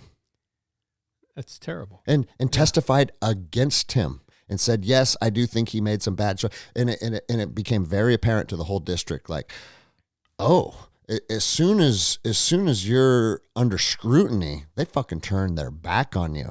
And so, you know what, dude? He got fucking convicted. I forget what it was, a lesser charge he ended up getting convicted of, but he lost his career and he had to do 1 year in federal custody. That's unbelievable. And so I wrote the judge this, and I said, Judge, I just want you to understand something. And I hope the chief fucking read it, because he's a slimy motherfucker, dude. I said to the judge, I said, I want you to understand something to take into consideration when you sentence Matt. Because, you get to write something on behalf of your friend, right, for the judge to review. I said, for the last 3 years, this agency deemed him not only competent, but they deemed that incident to be a good shoot. He was still afforded the authority to implement arrest warrants, protect the judiciary. And I went down the gambit of what U.S. Marshals are tasked to do. He was still deemed competent to do all of those things after everything was already reviewed. But as soon as a out-of-district prosecutor decides to take the case, suddenly they're testifying against him. Take that into consideration before you listen to the words that came out of Chief's mouth. And this was after I had already left the agency, so I'm sure they already hated me at that point. But my point is, that's just an absolute egregious example. If at a minimum, they could have said, hey, our investigation led us to say this, and then just let it play out how it played out. But instead, they actually went against him. And I don't think that stuff is all that uncommon. If your buddy's texting you about it, I have a buddy that went through it. Yeah. I don't think it's the exception. Here's what I find is that the organizations, again, it goes back to ego, right? Instead of dealing with the situation, they get upset with the people. Yeah. I've watched some of my former colleagues go through some terrible, terrible internal stuff when I was at the Bureau. And I'm thinking to myself, was the indiscretion that bad, or were these guys just personally upset by it? Because when I watched one of these instances, there was a lady I worked with. She was super. And she worked with a bunch of scumbags.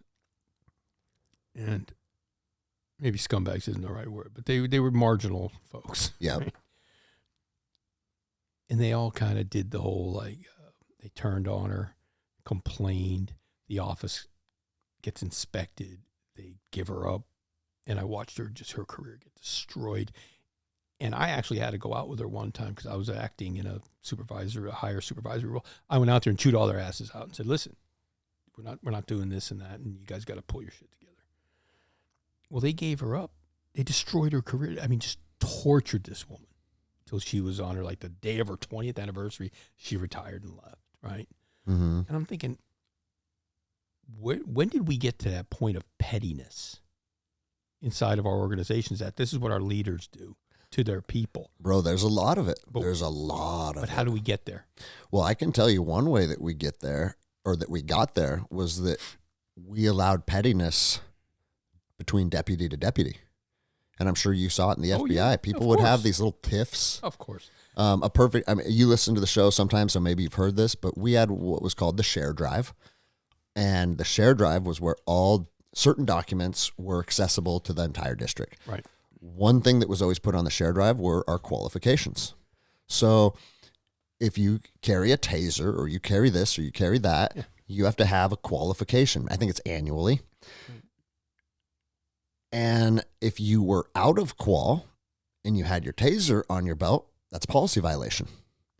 Well, because it's on the share drive, deputies would review who is out of qual, and then they would go assess. And I remember, oh, dude, Travis has a taser on, and he's out of qual. Memo to the chief. Right. Now, that's the chief's opportunity to say, take your petty shit off my desk. That's the chief's opportunity to reset that culture. Yes, right. Instead of buying into it. But because it's a policy violation, we have to follow policy. It's like, dude, look, you're feeding into the game of these gross people. Here's a good one, right? When we were doing technical surveillance against this subject, and my supervisor and I went out of town. And at the time they bought this new, we were still using those old reel-to-reel recorders and shit, right? But they bought this new digital system. So they were using it and they were transferring everything over, right? So our authority to collect ran out at a certain date time. So we call back in and say, hey, shut the collection down. We haven't gotten our new re-up yet, come in a day or two. So the guy said, okay, we shut it off. Well, we used to walk around the room and pull the plugs out of the walls of the old reel-to-reel, so we knew it wasn't running. Well, in the new digital system, you couldn't do that, right? It was still collecting. So what did we get? A violation, right? Yeah. We over-collected. So it goes to headquarters. They do their thing. We sequester the information, everything. We do all this stuff, right? So finally, after a little bit of time, we get this letter back from FBI headquarters, internal, review and everything. You guys over-collected, blah, blah, blah, but we understand it was a technical problem, and they were going to say you must be admonished and counseled and everything else. So the special agent in charge of the office calls me and my supervisor up there. Now, I mean, he's an old-time agent, right? He sits there and he's looking at this, he's got his glasses on, he's looking at this piece of paper, and he says, it says here that you did this, you did that, and I'm supposed to admonish the two of you. He said, gentlemen, consider yourself counseled, get back to work. And he, right in front of us, took that piece of paper and threw it in the trash can. Yeah. Right.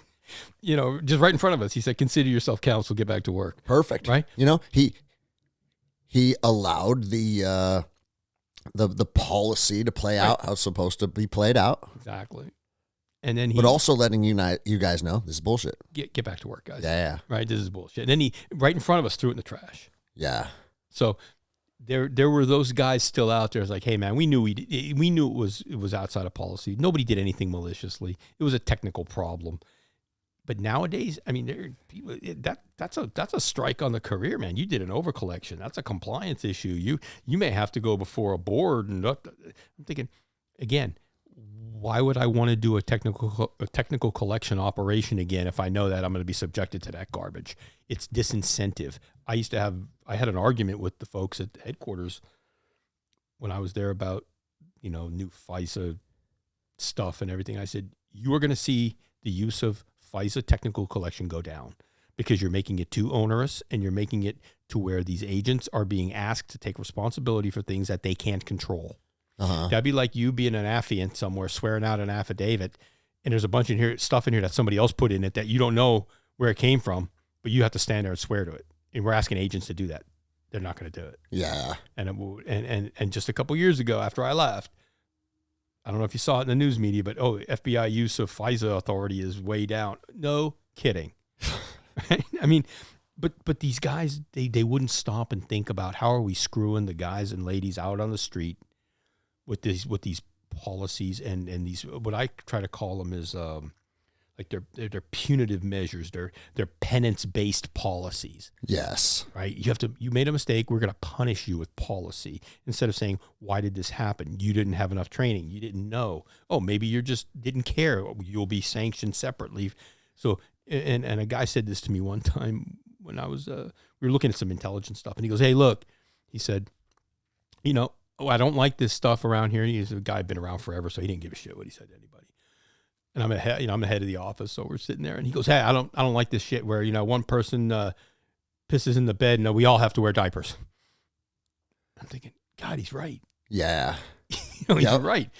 Deal with the guy who made a mistake. 100%, man. Dude, here's another perfect example of this is, in the big cities like New York and LA, like they let law enforcement ride for free. Oh yeah, on the subways and stuff. Yeah, and that's and I used to ride the train around LA all the time, man. That's how I got back and forth. And when I didn't have a position where I needed to have my G ride at the office, or I'd leave my G ride at the office and just take the train back and forth. Quicker, right? Yeah. And so there was this deputy, and her name was Samantha, and the higher up had it out for her. They wanted to get rid of her because of A, B, and C, right? But they couldn't get rid of her because of A, B, and C because it just didn't quite meet the standards of what they were looking for to actually be like something that they could terminate her over. And so someone got this genius idea is like, well, I heard she rides the train back and forth to work, and technically a train ticket cost this much, so that's actually a violation of policy because that's accepting a gift. But it's because the train pass was like $200 a month or something. It's expensive. And so they bring her in on this I got you moment. What do you think Samantha says? Everybody rides the train. It's a broadly available. Yeah, what are you talking about? Everybody does. Right. And she goes, and I didn't even fault her for this. She's like, I know Greg does, I know Charity does, I know Martinez does, and like list off like all these people because we walk to the train station and people see each other. Then Chief calls me in. And my supervisor's sitting there, and you know what Chief says to me? He goes, Greg, I don't want to do this, but unfortunately, because Samantha brought you up by name during an investigation, we now have to also punish you for riding the train as well. So they can get her. That's and you know what I said to my chief, bro? Because part of it said this. It said on the written counseling statement, it said it was a form of accepting a bribe. Because what LA Transit or whatever they were called, what they said is, we want more commissioned officers on our trains because it's going to make it a safer environment. And they incentivize it by giving you courtesy rides. That's exactly right. Absolutely. Now they're trying to turn it into this quid pro quo thing, right? And so no, that's just nonsense. Bro, and this was Crazy Anderson coming out. I read the thing and I said, okay, if I'm going to have a document in my file that said I accepted a bribe as a deputy, consider this my resignation, and I will not be coming to work tomorrow. Whoa, hold on, right? I said, no. I've been a good deputy for 4 years. I've never done anything wrong, and now you just said to me, because Samantha did this, now I have to do that, and now I have bribe in my file? Yeah. Greg, no one will see your file. It's not accessible.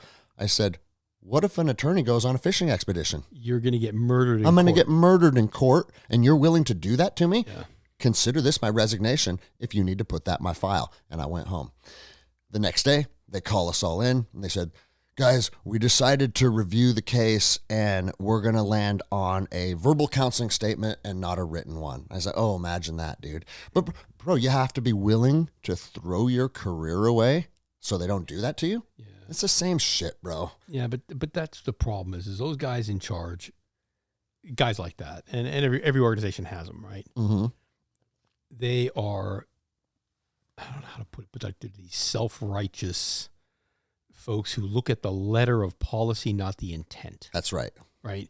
And you know, and for people who don't know what that means, there's like the letter of the law and the color of the law. Yeah. Right. There's an intent versus it says this and here's why we're going to do it. And I heard somebody told me this a long time ago, there are people who get justice and there are people who get the law. Mm-hmm. Right? Yeah. And there's a difference. And I think those people in those organizations, they cheapen the organization and it makes you lose respect for the mission on why you're there when you're fighting those battles over whether somebody rode the subway. Now, if she was, hey, look at it this way.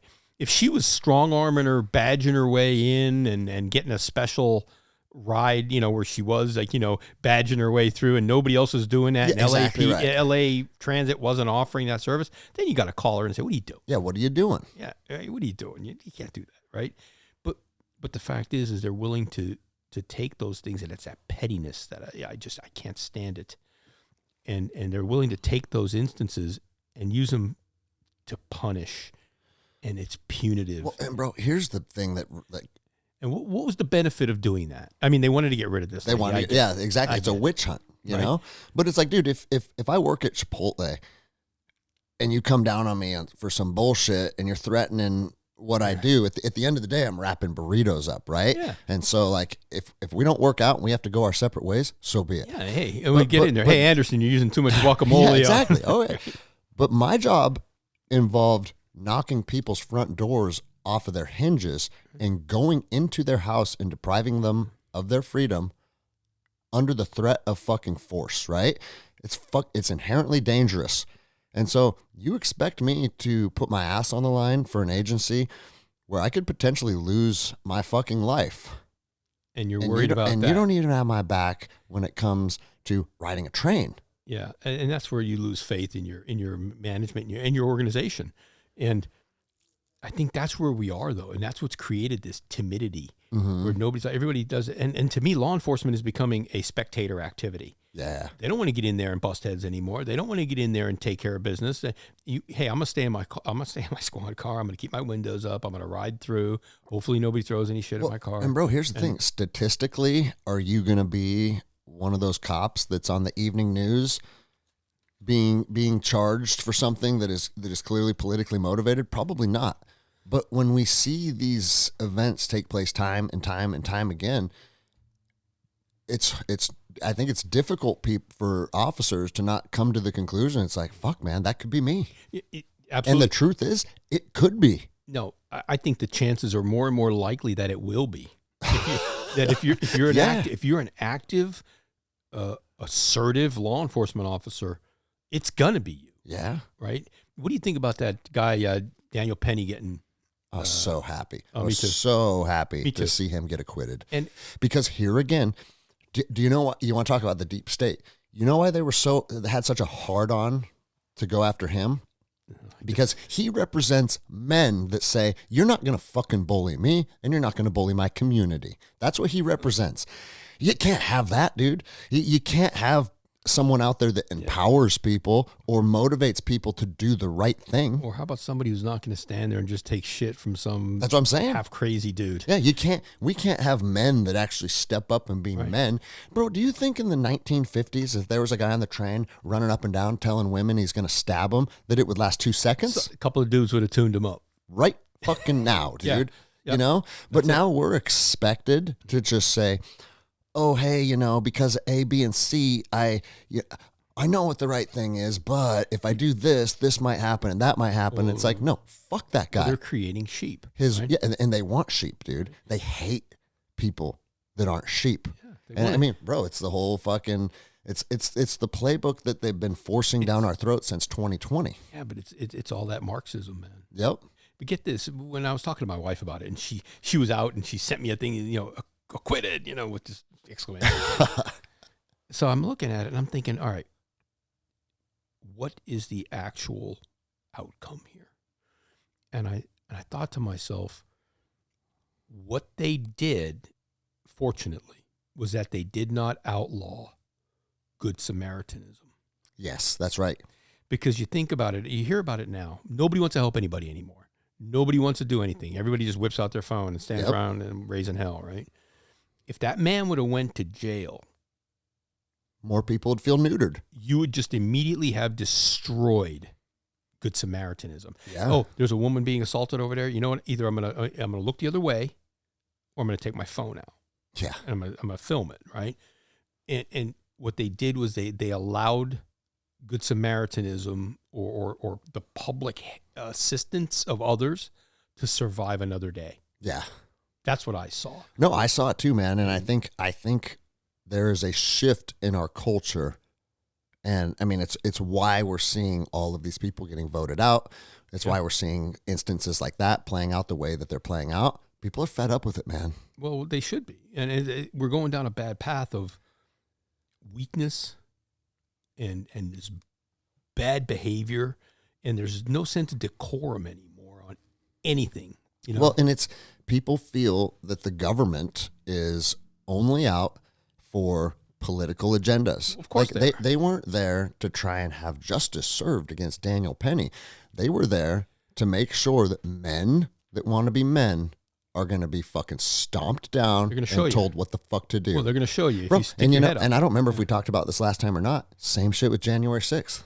Yeah. Same shit with January 6th. You and I both know that an insurrection would involve some type of tactical planning, some type of control of avenues of ingress and egress, some type of maybe they would be armed. Like, I mean, it's just fucking preposterous. Look, and dude, you want to talk about like Ray Epps and the FBI involvement and shit? It was all stupid, right? It was all stupid. What you had was almost a what do they call those parties out in the football? What do they call them? Bumper parties or what's the tailgating? Tailgating. Yeah. What you had was almost a massive tailgate party that got out of hand, right? These people were just rowdy and acting stupid. And bro, here's the thing, man. Like you're putting your fucking feet up on Nancy Pelosi's desk. Like, okay, hey, charge them with trespassing, charge them with property crime. Like, we all know damn well what it was and what it wasn't. But the government and who they're trying to become cannot allow any type of pushback. And that's why they turned it into what they turned it into. And, bro, they're not even giving those people their Fifth Amendment rights of due process. Like, how the fuck are they just saying, hey, you know what? Regardless if you want to charge them with whatever crime you want to charge them with, and now you're not even afforded your fucking constitutional rights anymore? Like, they made that into an example of government authority gone bad. Yeah. And the only person that got shot was a woman that got shot in the face, dude. Yeah. And Biden got on television the next day and said something like 4 of our officers were killed. Something just an absolute lie. Well, they were trying to make it sound, of course, much more dire than it was. But I'll tell you this, those folks at January 6th,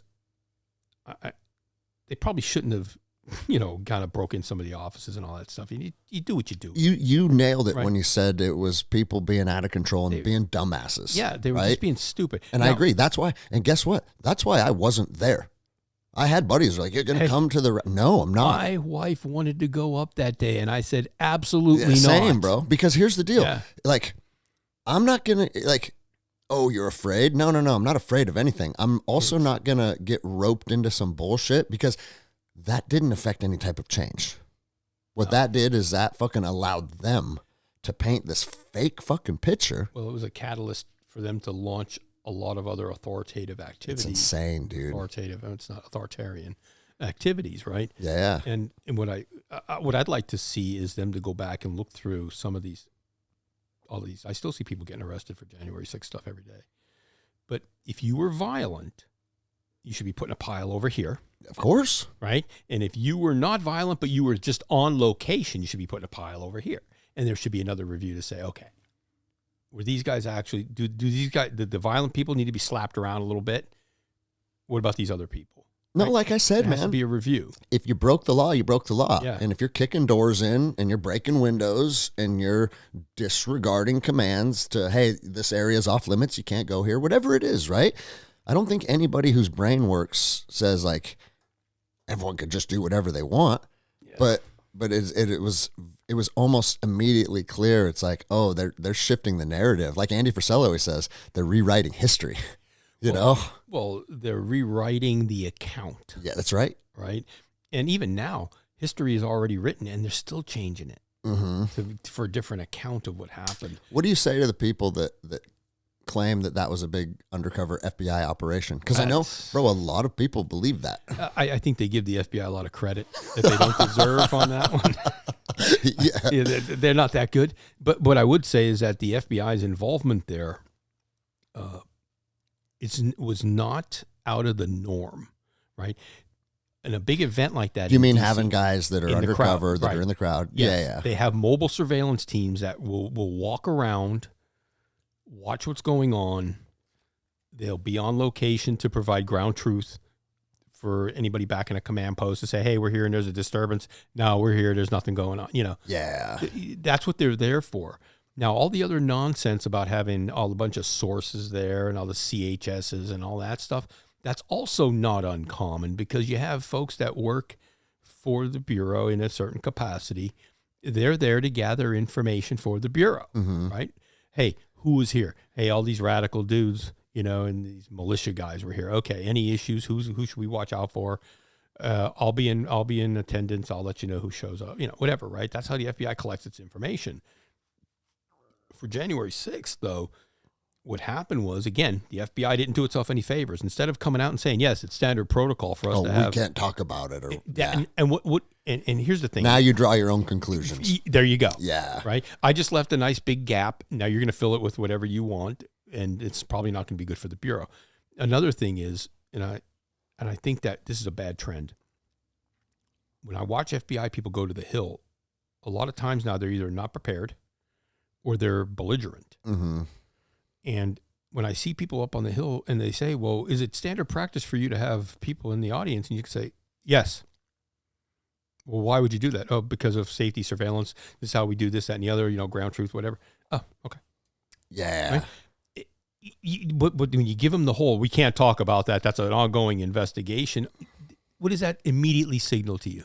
Yeah, because if you, in the lack of a reasonable answer, it lets people believe that there must be something nefarious that you're hiding. Because the government, here's how the government does business. When they're right, they will rub your nose in it. Yeah. Right? Yeah. But when they're kind of shifting around a little bit, that's when you get the non-response. That's right. We can't confirm or deny, you know, that kind of nonsense, right? So for January 6th, the FBI was there. I was in D.C. for other inaugurations. Uh-huh. And that's standard protocol. It's part of the surveillance When did environment. you leave the Bureau again? 2020. Okay. So then you were still active duty at that time. Yeah. For lack of a better term. You guys don't call it that, right? No, but it was. Yeah, Okay. I was still on duty. And, you know, when I told you my wife wanted to go up, I said, absolutely. Yeah, stay the fuck away from there. No way. Yeah. And she was like, well, you know, it's historic. I said, yeah, it'll be historic. And it is, right? But bro, I love how they turned it into Trump basically amassed a force to take over DC. We talked about it on the last time you were on about the Steele dossier and the Russian collusion and shit. And it's just like, man, these people just get to fabricate these tales that have like really, really impactful consequences on people's lives. And at some point you're like, dude, if you're a member of the government and you can't give me truth, you're my enemy now. And that's where a lot of people are arriving at. Yeah, well, but we've watched the thoughtful and knowing application of lying and misdirection and BS, right? We've seen it. We've seen it. Right? And what has happened over that whole thing? Nothing. Nothing. I mean, nothing of substance, right? No one's being, when the whole Russian collusion thing came out and it's determined that it was all fabricated, someone should be behind bars. Well, there should have been sanctions of some sort to prevent it or discourage it from happening again in the future. And what you have now is a lot of head shaking and shoulder shrugging and what do you do? What do you do? And that's where I think when you get a guy like Kash Patel, who is being pushed into this limelight of being the next FBI director, will those be things that he will be charged to look into? I don't know. Yeah. But what I think people are afraid of is that the administration coming in is going to use the FBI just on the other side of the spectrum and say, now we're going to go after all the people who use the FBI to come after us. And I'm wondering, there's a part of me there's a part of me that's like, he fucking should, right? Because vengeance, right? Mm-hmm. Then there's other part of me that's like, what's best for the country is to move forward with unity. I mean, don't get me wrong. If there's people that need to be held criminally accountable for some of this stuff, by all means, right? But to weaponize the DOJ on the other side of the spectrum, that's not going to put us on the trajectory we need to be on either. No, it's actually going to make it's going to empower the other side again to say, see, we're weaponizing, and then you're going to have their own weaponizing discussion. Obviously, I follow the news enough. I always say informed, but not consumed. I want to have a baseline understanding of what's going on. And I kind of get Kash Patel's vibe, but I don't know a lot about him. What would you say, like, your opinion is on him as a potential director and where this may go? A couple of items. One, he's going to be scrutinized on his experience level. I mean, he's an attorney, and he worked at the Department of Justice for a while. As a AUSA? No, he was there as line attorney. Okay. And he didn't work out at the U.S. Attorney's offices. He was there at D.C. at DOJ. Got it. He worked over on the Hill. He did some other assignments at the Director of National Intelligence Office. He was at DOD for a bit, and he worked at the National Security Council. I used to go to those kind of meetings. So I kind of know what his strategic scope of understanding is of the threat environment that the FBI is going to face, either emerging or current. Mm-hmm. So from a background perspective, he has a good broad background. He brings a legal background. He's not incapable from that perspective. I think where he's going to run into challenges is he's going to be asked, like, what is your qualification to run an organization as large and powerful as the FBI? Right? Mm-hmm. And he's going to have to figure out how to respond to that. You can't just say, well, I want to go in there and shut it down and fix it and do this. Okay, I'm fine. But how many people, what's the largest number of people you've ever supervised? How much budgetary responsibility have you had? Billions? He's going to be asked these questions, and he's got to figure out how is he going to respond. And what he's got to be able to do is bring a leadership team with him. Yeah. Because you're not going to find the problem inside the problem, right? Yeah. Or the solution inside the problem. He's got to bring a leadership team with him who's going to help him execute his wishes. And he's going to say, look, here's what we've been charged to do by the chief executive. Here are my objectives. How are we going to get this done? Right. And he's got to go, he's not going to get the people inside the organization to do this. They're just not. And I think he have to tone down some of the rhetoric. I mean, again, it makes for great podcast content, right? Everybody gets fired up when they hear him saying stuff. But now you got to say, am I actually going to go in and try to rehabilitate this very powerful and needed agency? Mm-hmm. Or am I going to go in there and apply punitive measures and just bust some heads and bring them to heel? Which one is it? Yeah. Right. And when you say that, you're going to do certain things, well, now people expect you to do them. Yeah. No, 100%. So now if you say, hey, I was just kind of. Well, bro, that's where I'm at on all of these.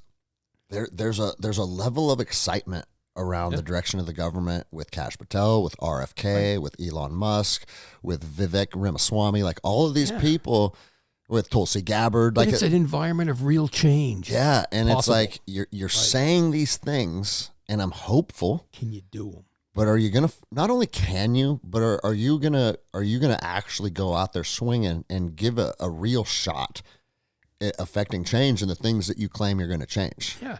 Well, here's what I see happening. The new administration is going to come in. There are already a bunch of complaints, lawsuits, and other countermeasures, I'll call them. To just tie everything up. They're just waiting to sign them and date them. Yeah. And they're going to tie them up in knots. It's going to happen on a micro level and on a macro, bigger level. And they're going to tie them up in knots. And the machine is going to protect itself. It's just how it 100%. is. It's a living thing. It feels threatened. It's going to protect itself. And unless, I'll stay with Kash Patel on this because it's going to happen across the whole government. Yeah. But if he comes in and just decides that he's going to do a demolition operation on the Bureau will protect itself. Mm-hmm. What I would recommend to him, if my opinion meant anything, I would say, look, again, day one messaging. What are we doing here? What are we trying to do? Love you to stay and help. But if you can't stay and help, then you got to leave. You're not going to stay here and undermine the efforts to kind of renew this organization. Yeah. We'll help you get somewhere. Actually, we'll help you do something else if you want, but you can't stay. And if you do stay and you're found to be problematic, you'll be excused immediately with prejudice. We'll fire you and you'll have prejudice behind it. And he's got to make it very clear also, here's why we have to change these things. Not just because the incoming president has a beef with the director and all that stuff. All that kind of media theatrical stuff. We're no longer serving the needs of the American people. I saw there was a survey that came out a couple days ago. Of the entire American people, overall average, people surveyed, only 43% think the FBI is doing an excellent job. 43%. That's not terrible. Great. It's even better. Of people who were identified as conservative or Republican, only 26% think the FBI is doing an excellent job. There you go. So an organization like the FBI, 1 in 5 people think you're doing a good job. Which means fucking 4 and 5 think you're garbage. Yeah. Yeah. How do you survive? Right? Well, maybe that's why that's the message that he's landing on is just fucking burn it down to the ground. Yeah. But what do we do in the interim till we can rebuild it? Uh-huh. What do we do in between? You got to have a bridging strategy, right? Okay, here's the desired state. Here's the observed state. We don't like the observed. We want the desired, but we got this valley of despair here between the two. Yeah. What do we do in the middle? Like, think about this, right? You look at our DOD, and they have some problems, right? Last couple of years, they've developed some issues. Do you go in and just get rid of the whole 82nd Airborne? Yeah. You know what I mean? Yep. You say, hey, these guys, we're going to stand them down, until we fix it. No, you can't, right? So that's what I mean. Is there's a bridging strategy in there that I would recommend to him. And I wrote it in my book. I said, here's the things I gave him, like 10 things you got to do. Mm-hmm. I wrote it out. I said, and again, I kept it on a big level, right? Macro level. I didn't want to write an encyclopedia. Yeah. Remember the old Tom Clancy books that are like 5 inches thick? Nobody's going to read that shit. I've seen them. I don't remember them because I never read one. Well, I actually read some of them. They weren't bad for their time. I don't think they'd stand up today. But I wanted to keep it to where it was very direct and saying, hey, if you do some of these things and if you can take some of these approaches, you can start rebuilding the organization. Again, 3 areas: culture, leadership, operational practices. Well, bro, I mean, you already mentioned it. He's going to have to bring on people. He's got to. That understand the dynamics of the organization. He's got to. So if this podcast reaches him, well, reach out to Chris. Yeah. Hey, look, and like we can joke about that, but it's also real. Like I would love to go back and help. You understand what needs to be fixed because you literally lived it and you had a front row seat to it for a long time. Hey, maybe I know where some of the skeletons are. That's what I'm saying, right? But think about it, right? If you bring back a few of the guys who still have the faith in the old bureau way, and these people aren't looking for another career. I'm not looking to become some kind of Washington, D.C. Political guy. Well, that's exactly why you would be a good fit. You want to go back and you want to help get the organization back online, get it right again, get it to where people are proud of it again. And as I said earlier, I want to see the FBI. It has to be there are 2 sides of the FBI coin, right? One side, our enemies fear us. Mm-hmm. Our adversaries are just like, wow, we don't want them around, right? We're scared of these guys. On the other side of that coin is the American people have to look at the FBI and say, we love these guys. They protect us. They take care of us. We trust them. Which if they're targeting the bad people, that's going to be a byproduct of that. But even if you target the bad people, you do it in a way that's defendable or defensible and respectable. Yeah, for sure. Yeah. Because people will automatically say, well, if they can do that to those guys, like, oh, what are we doing here, right? They're going to come after me. And that's where you have to have that. And somebody's got to be able to say, they would never do that. That's not how they do business. These are our protectors, and these are the people who will protect our society from outside, threat and inside threat as well. And, I was reading one of the books I've read on communism, many, but one of the concepts of the wave of communism back in the 50s was that in order for them to be successful, they had to compromise and defeat the FBI. Okay. They actually wrote it out. So, hey, this Marxist movement that we've been talking about, Yeah. they actually targeted you guys. Yeah. And that's why we're seeing what we're seeing now playing out. But think about all the people who, even if they're not Marxists, so to speak, but they tend to lean toward the left. Mm-hmm. Now all these people are in the organization, and they're now moving into positions of authority. Yeah. So where does that leave us for the future of the FBI? Because we've discarded all of our old ideas and beliefs and the doctrine of what the FBI was, and should be. Yeah. And now you have people in charge who are these people who kind of lean to the left. That's what I'm saying. If you don't take the trash out, it's still going to be in there. And it's even if they just simmer down a little bit because of the cultural change, the administration change. They'll go underground. That's what I'm saying. They'll go underground. But like, when I was a deputy, even when I was a police officer, and something that most people don't understand that pretty much every law enforcement officer is subjected to is copious amounts of online training, right? It's the dumbest shit. The good blocks of instructions don't have a time requirement, so you can just click through them as fast as you can. Yeah, but they got smart to that, man. Yeah. And some of them, it's like, no, you're going to spend 4 minutes on each page, right? Yeah. And I've seen some of these because people have sent me examples of them, both in the military and in different agencies, where it's like, bro, they're forcing their fucking officers and their deputies and their agents to sit down and consume this woke bullshit, man. They require it. Yeah. And it's like, I've heard of like everybody. One of the Navy blocks of instructions went pretty viral. Oh, and then people got the pronouns. Yes. And people got a front row seat to like, not only is our government and our military accepting of these things, they're promoting it now. They're requiring it. Yeah. And here's the shame of it, is when I was with the Bureau, we used to have all that nonsense too, all the online training. And I used to say to people would be complaining about it. And I said, look, this is how the organization covers its ass. Mm-hmm. So when eventually you or me do or say something stupid. Yeah, you can say, right here. No, he was trained. Yep, for sure. He got his 80%. He was trained, right?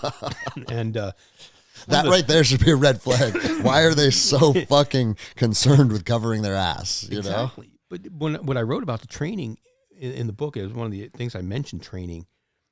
We need real applicable training that gives people a thought process and a way to apply the training to the threat environment or the operating environment. Yeah. Me watching an ethics video for 45 minutes and I'm click, right? And I get my certificate prints out. Yeah. Right? Did that really do anything? I'm complying. Yes. Right. What the FBI and other organizations have to get back to, and you'll appreciate this from where you came from in the military. I'm sorry. We want a performance environment, not a compliance environment. Yeah. And for what the FBI does, or the Army Rangers, or take any other mission protective agency or organization, they have to be performance organizations. They have to be looking to do things better, to be faster, because the threat environment evolves. Yep. Right. And the FBI started looking at that type of work, and one of the things about the FBI is that they used to be the best people for developing sources and human intelligence sources, informants. And they stopped training on it. And they start putting online courses. And I'm thinking, how do you do an online course on how am I going to sit across from you and somehow develop a relationship with you that you're going to betray your friends, family, your religion, your God, your country for me. Yeah. And I'm going to learn how to do that from an internet course. Right? That's fucking preposterous, bro. But that's what I'm saying is that for some of those things, how do you teach critical thinking and problem solving on a video? Yeah. Right? It's not going to happen. Yeah. You got to have a few guys and ladies out there to say, all right, listen, here's how it works. Let me tell you. And I've been to some great training that the Bureau put on, but they don't sustain it, and it's not well programmed. These old guys that come in, one guy came in and told us about all the times that they got their asses kicked by other intelligence agencies. He goes, we got murdered on this stuff. He said, don't be like us. We didn't know any better now. And I heard it said recently, experience is something you get shortly after you needed it. Yeah. Right? Well, that's what these guys were telling us. Here's how they wiped us out. They faked us out. They killed us. We were embarrassed, but we learned. Yeah. And they don't have that anymore. Those old guys are all gone, right? And when you mention things, the other day I had an interview with somebody, media, and we started talking, and I mentioned 9/11. She goes, "Oh, I really don't remember that too much." She's 25. Yeah. Yeah. Of course you don't remember it. You were in a stroller. Right? But all that stuff's going away. Yeah. And how do we get that back? Because in order to combat these threats that are coming to us from transnational organized crime, foreign adversaries, internal. Now we've had the gates open for a while. We got the barbarians are inside the gates potentially. Well, and I want to. How do we do? I want to make sure that is not lost on people, because we can talk about all the shortcomings of these organizations and their leadership failures, and even the nefarious shit that they've done where they've been weaponized against certain political candidates and whatnot. But it's important to remember that there's a reason why these agencies exist, right? Absolutely. And if your answer is just burn them down, and bro, like I said earlier, I'm to the point where, hey, let's see what burn it down looks like. But burn it down could very well look like our enemy being able to implement and strategize against the American people. And, Lappin talked about it a little bit on our episode of Real AF, where he still has friends that are very high up in these different intel communities. And this isn't fear mongering or putting this out to like make people uneasy, but the truth is there are organizations out there that still want to conduct terroristic activity inside of the United States of America. That's a fact. And there are players out there that are moving certain puzzle pieces to try and implement these things. If we don't think having a force of people to try and combat that is necessary, well, you're not in touch with reality. But what does that force look like? Maybe we can burn it down and rebuild it or whatever it may look like. But that is the mission of the FBI. Yeah. That should be the focus. And people feel like they're getting utilized in a manner that's outside of the ideology of the American people. But in its core, that threat still exists, and we need good men and women to combat that threat. Yeah, the threat has not gone away. Yeah. Right. It's, if anything, it's intensifying, and it's doing it right in front of our face.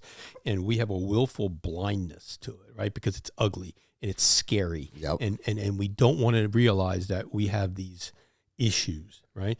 The FBI and our other protective infrastructures, we have to have them. But the FBI has to be better led, more mission focused. It's got to be trusted again. The word of the FBI used to be inviolable. Right? If the FBI said it, it's true. Yeah. Right? Because we know these guys are always on top of it, squared away, right? It's not like that now. And everything the FBI says now is taken with a grain of salt, maybe a roll of the eyes a little bit. So, these guys are, whatever. Yeah. Well, and bro, another reason is because a lot of people have come to the conclusion that these threats that may be present in our country are a result of our borders being intentionally left open. So it's like, dude, which side is the government truly on? Well, here's the thing. We talked about this recently. I think it was with Andy Stumpf, actually. But we were talking about how many people came in. They said, 11 million? So you could probably double that. Yeah. Right? Anything the government gives you as a number that they're not proud of, you can at least add 50%. And if 1% of them right has bad intentions for America, that's a sizable amount of people. That's a lot of folks. Yep. Right. So, because bro, you and I, just two individuals, could cause some fucking problems if we really wanted to. If you put your mind to it. Let alone a force of that size. Right. You know? And we don't even know what the composition of a lot of these populations are that came in. They range from, of course, there's some just unfortunate folks looking for a better life, but there are people that are coming in who are, I would consider to be, if not serious operators, they're at least mid skill level operators, right? They're capable, or they've grown up in very hard places in there, and they're just able to do things that in America, we have a very high trust, soft society. Yes. And these guys used to leave their homes and, well, I may not come home tonight, but they're hard people. And so you say, if you have just stick with 11 million, that is more than the entire, how many people are in our United States military? 1.1 million or standing military, something like, it's a small number. It's a pretty small number, right? And then we said, okay, military aside, because not everybody in the military is combat arms either. Yeah. So you're going to have that, who are you going to send out after, right? Yeah. So here's the other thing. They said, what about the FBI? Okay. FBI has about between 13 and 14,000 agents total. So if you took the FBI off of everything it's working on now, counterterrorism, counterintelligence, cyber threats, the whole thing, right? Everything you're doing, you're going to do nothing but go out and look for migrants. That's 13,000 people. ICE has, I think, 7,000 agents. So now you're up to about 20,000. Think about it. Like, looking for numerically, it's a problem that's almost impossible to solve. It's mind staggering, right? Because you think about it, 20,000 people across 50 states. How are they covering this? Yeah. What are you doing with that? And not only that, but you think about like NYPD, they have 30,000 cops in the 5 boroughs of Manhattan. Yeah, exactly. And they can hardly keep That's that. Right. They can hardly keep that under control. So, bro, I know you're exactly right. And it's a problem that was caused intentionally, in my opinion, and the potential for dire consequences. Like I've said this on the show a lot, man. If we start seeing terroristic activity inside of the walls or the borders of the United States, like terrorists are going to do what terrorists do. The people that need to be strung up are the people that intentionally let this grow into what it is. But they created the threat environment. 100%. Right? 100%. And you're right. The dirtbags and the criminals and the terrorists, they're going to do what they do. We already know that. Right. But we created this very permissive environment for them to come in. And now we're all going to stand around and act like we're shocked. Yeah. Who would have thought? Yeah. All these really nice people came here for a better life, but now we have crime and everything else. And dude, it's such a gross narrative that gets perpetuated because it's like, oh, well, this country was founded on immigrants. Okay. I agree with that. And most people came through the correct way. And they were turned away. And a lot of them were turned away. A lot of good people came here and like really struggled to build a life for themselves and become productive members of society. And nobody has anything negative to say about the people that did that. Nobody does. And if you do that today, nobody has anything negative to say about you. No, not at all. But we become an entitlement society. That's crazy, and man. That's where people come here now with their hand out with their list of demands. Right? They show up with their list of demands. They get their debit card and their court date that they're never going to appear at. 10 years. Come back in 10 years, and you're on your way. Yeah. Bro, see how much better it is to do the show in person? Absolutely. I'm so glad I was able to come energy out. And the vibe. Yeah. And that's why I don't like those Zoom calls. Because of who you are and your experience, I did that, and I think we had a fun show. It was well received, but this is a million times better. I think also at that time, I think the timing was good because the Durham report had just come out. About the whole, that's right, Russia thing and everything. So we talked a little bit about that, but no, I'm glad I was able to come out and see you finally and meet you in person because I told you I follow your work, so to speak. Likewise, it's been fun to connect. I like to keep the show at about 2 hours, so we're running a little over, which big deal. But before we wrap this up, just give a final plug for your book, what people can expect from it, who you think would best be suited to consume it, and then we'll call it a day. Okay, great. All right, so the book again, Wanted, the FBI I Once Knew. I decided to, put on paper some of my thoughts keep the old bureau alive as I encountered it and as I learned. It's broken into 3 sections. First part is how I learned to be an FBI agent, my career, and then how I left the FBI. And the second section is about where the FBI kind of ran off track. Mm-hmm. Third section is about how I think we can put it back on track fairly quickly from a very assertive, direct leadership approach, not tolerating any of the usual, smoke screens and bullshit that come up when you try to do anything. You either, you can do it this way or you can leave, right? And kind of move forward on that. Yeah. So the book's more for people who want to know about the FBI. How did we get to this point? Right? What's wrong with the organization and how did we get here? Because if you don't understand how we got here, we're going to do it again. And here's what's going to happen. And I say, like, after 9/11, the FBI was violently shifted from being a cops and robbers organization to a domestic security organization, right? Yeah.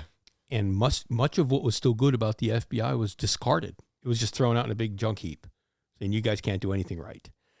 They've got to resist doing the same thing now. If Kash Patel or whoever comes in, you can't just throw away everything they're still doing good. There may be 30-40% of the organization that should be just shit canned and rebuilt. But there's probably still 50% of the organization that you can tell these people, we're back. And this is how we're going to do things. And they'll all stand up. And a lot of people will feel empowered by that. Oh, they'll stand up, salute smartly, snap their heels together and say, got it. Yeah. Right? And that's what the book's for, is to give people that image of, hey, there's still hope here. You don't need a demolition of the whole agency. But I do think the agency needs a tune-up at least versus maybe a top engine rebuild. Yeah. Right? But I think the organization will still do what it does. I'll close with this. There was a time when I was out in Redmond meeting with the folks out there, right? The big tech company out there. And I was meeting with a lot of their senior leaders. Excuse me.